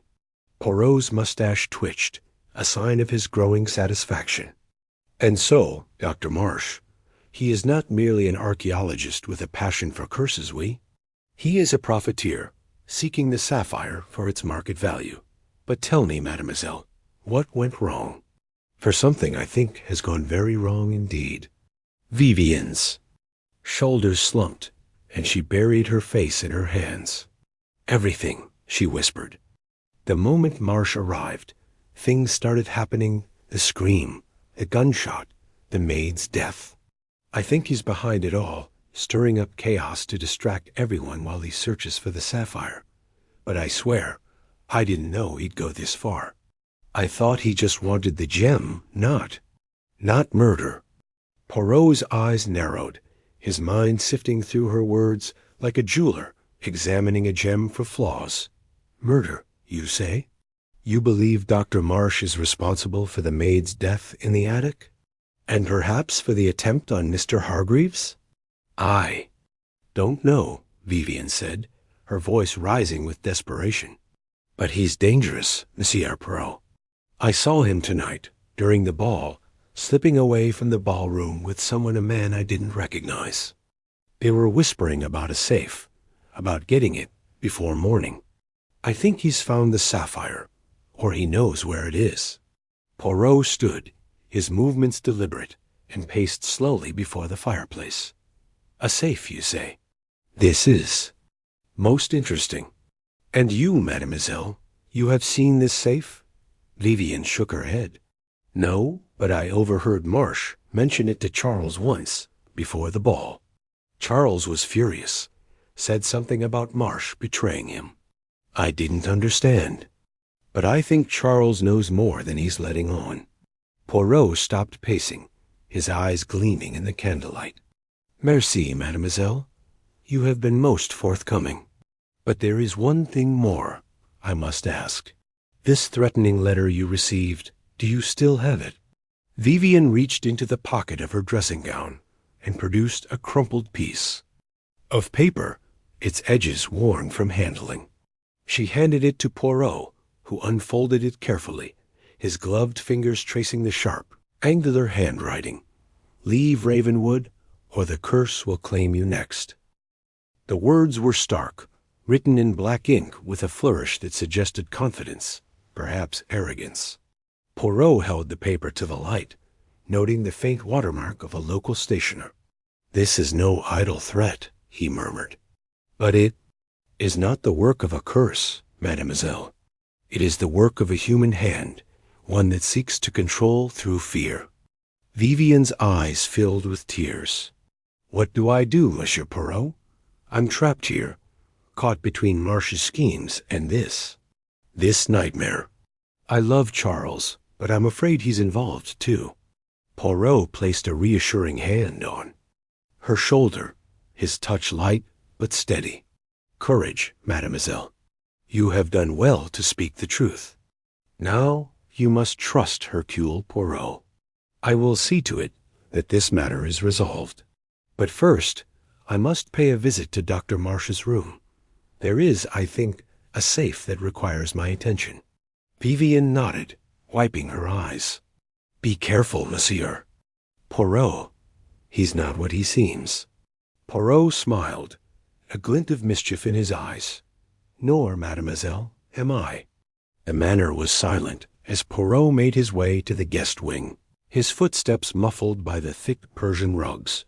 Dr. Marsh's room was at the far end of the corridor, its door slightly ajar, a sliver of lamplight spilling into the hall. Poirot paused, his senses alert. The faint sound of rustling papers reached his ears, and he edged closer, peering through the gap. Inside, Marsh stood before a small writing desk, his back to the door, rifling through a leather satchel. His movements were hurried, almost frantic. As he muttered to himself, words Poirot couldn't quite catch. The archaeologist's polished demeanor was gone, replaced by a raw intensity that confirmed Poirot's suspicions. This was no scholar of ancient curses. This was a man driven by greed. Poirot pushed the door open silently and stepped inside, his presence unnoticed until he spoke. "Bonsoir, Dr. Marsh," he said, his voice calm but carrying the weight of authority. "You are, I see, very busy this evening." Marsh spun around, his face pale, a sheaf of papers clutched in his hand. "Poirot!" he exclaimed, recovering quickly. "What are you doing here? It's late." "Indeed it is," Poirot replied, closing the door behind him. "But for a man such as myself, the night is often the time for discovery. And you, monsieur? You are searching for something, oui? Perhaps a certain sapphire?" Marsh's eyes narrowed, but he forced a laugh. "You're barking up the wrong tree, Poirot. I'm just organizing my notes. Research, you know. The sapphire's history is fascinating." "Fascinating, yes," Poirot said, stepping closer, his gaze fixed on Marsh. "But not, I think, as fascinating as your true intentions. Tell me, Dr. Marsh, why did you forge a letter to gain entry to Ravenwood? And what is this safe you speak of with such urgency?" Marsh's composure faltered, his hand tightening on the papers. "You're meddling in things you don't understand, Poirot. This is bigger than you, bigger than this matter." "Then enlighten me," Poirot said, his tone deceptively mild. "For I am, as you say, a meddler, and I do not rest until the truth is revealed." Marsh hesitated, his eyes darting to the satchel, then back to Poirot. For a moment, it seemed he might bolt, but Poirot's steady gaze held him in place. Finally, Marsh slumped against the desk, defeated. "Fine," he said, his voice low. "I came for the sapphire. I've been chasing it for years, ever since I found Cedric's old journals in a London archive. It's worth a fortune, Poirot, more than you can imagine. I thought I could use Vivian to get to it. She's Cedric's heir, after all. But things got complicated." "Complicated?" Poirot repeated, his voice sharp. "A maid is dead, monsieur. A butler nearly poisoned. These are not complications, they are crimes. And you, I think, are at the heart of them." Marsh shook his head vehemently. "I didn't kill anyone. I swear it. I just wanted the sapphire. I thought I could find it, sell it, and disappear. But someone else is after it, too. Someone who's willing to kill." Poirot's mustache twitched again, his mind racing. "This someone," he said. "You have seen them?" Spoken to them? Marsh nodded, his face ashen. Tonight, at the ball, a man in a raven mask. He knew about the sapphire, knew I was close. He told me to find the safe or I'd be next. Poirot's eyes gleamed. A safe, again. And where is this safe, Dr. Marsh? Marsh hesitated and pointed to a small painting on the wall, a pastoral scene of the Devon countryside. Behind there, he said. I found it yesterday, but it's locked. I haven't been able to open it. Poirot crossed to the painting, his fingers tracing its ornate frame. With a gentle tug, it swung outward, revealing a small steel safe embedded in the wall. Its lock was intricate, a combination dial gleaming in the lamplight. Poirot studied it, his mind calculating. And you believe the sapphire is inside? He asked, not turning. I don't know, Marsh admitted, but it's the only place I haven't looked. Poirot nodded, his expression unreadable. Very well, monsieur. You will remain here. I will return shortly, and do not think to leave this manor. It is watched. Marsh sank into a chair, his bravado gone. Poirot left the room, his mind a whirlwind of possibilities. The safe was empty. He was certain Marsh's desperation suggested he had already checked it. But the mention of a man in a raven mask, the same symbol as the glove, was a thread he could not ignore. Someone was orchestrating this chaos, pulling strings from the shadows. Back in the library, Poirot sat at the reading table, the candelabrum casting long shadows across the room. He spread out the clues before him, the threatening letter, the raven glove, a coded dance card. Each was a piece of the puzzle, but the picture was still incomplete. Vivian's confession had confirmed Marsh's greed, but it had also revealed a deeper truth. The sapphire was a symbol of legacy, not just wealth. And someone, perhaps the man in the raven mask, was determined to keep it hidden or to claim it at any cost. Poirot closed his eyes, letting his gray cells work. The safe, he reasoned, was a distraction. If the sapphire was truly at Ravenwood, it was elsewhere, hidden in a place tied to Cedric's past. The crypt, the well, the portrait gallery, all were possibilities. But his instincts pointed to the well, where the groundskeeper had seen a cloaked figure. It was a place of secrets, a place where the past might still linger. He rose, his decision made. He would search Marsh's room again, but not for the safe, for something Marsh had overlooked. A clue, perhaps, to the raven-masked stranger's identity. And then he would visit the well, under the cover of darkness, to uncover what lay hidden in its depths. As he stepped into the corridor, the manor seemed to hold its breath, the silence heavy with anticipation. Poirot adjusted his coat, his mustache perfectly aligned, and moved forward, undaunted. The truth was close, and Hercule Poirot would not rest until it was his.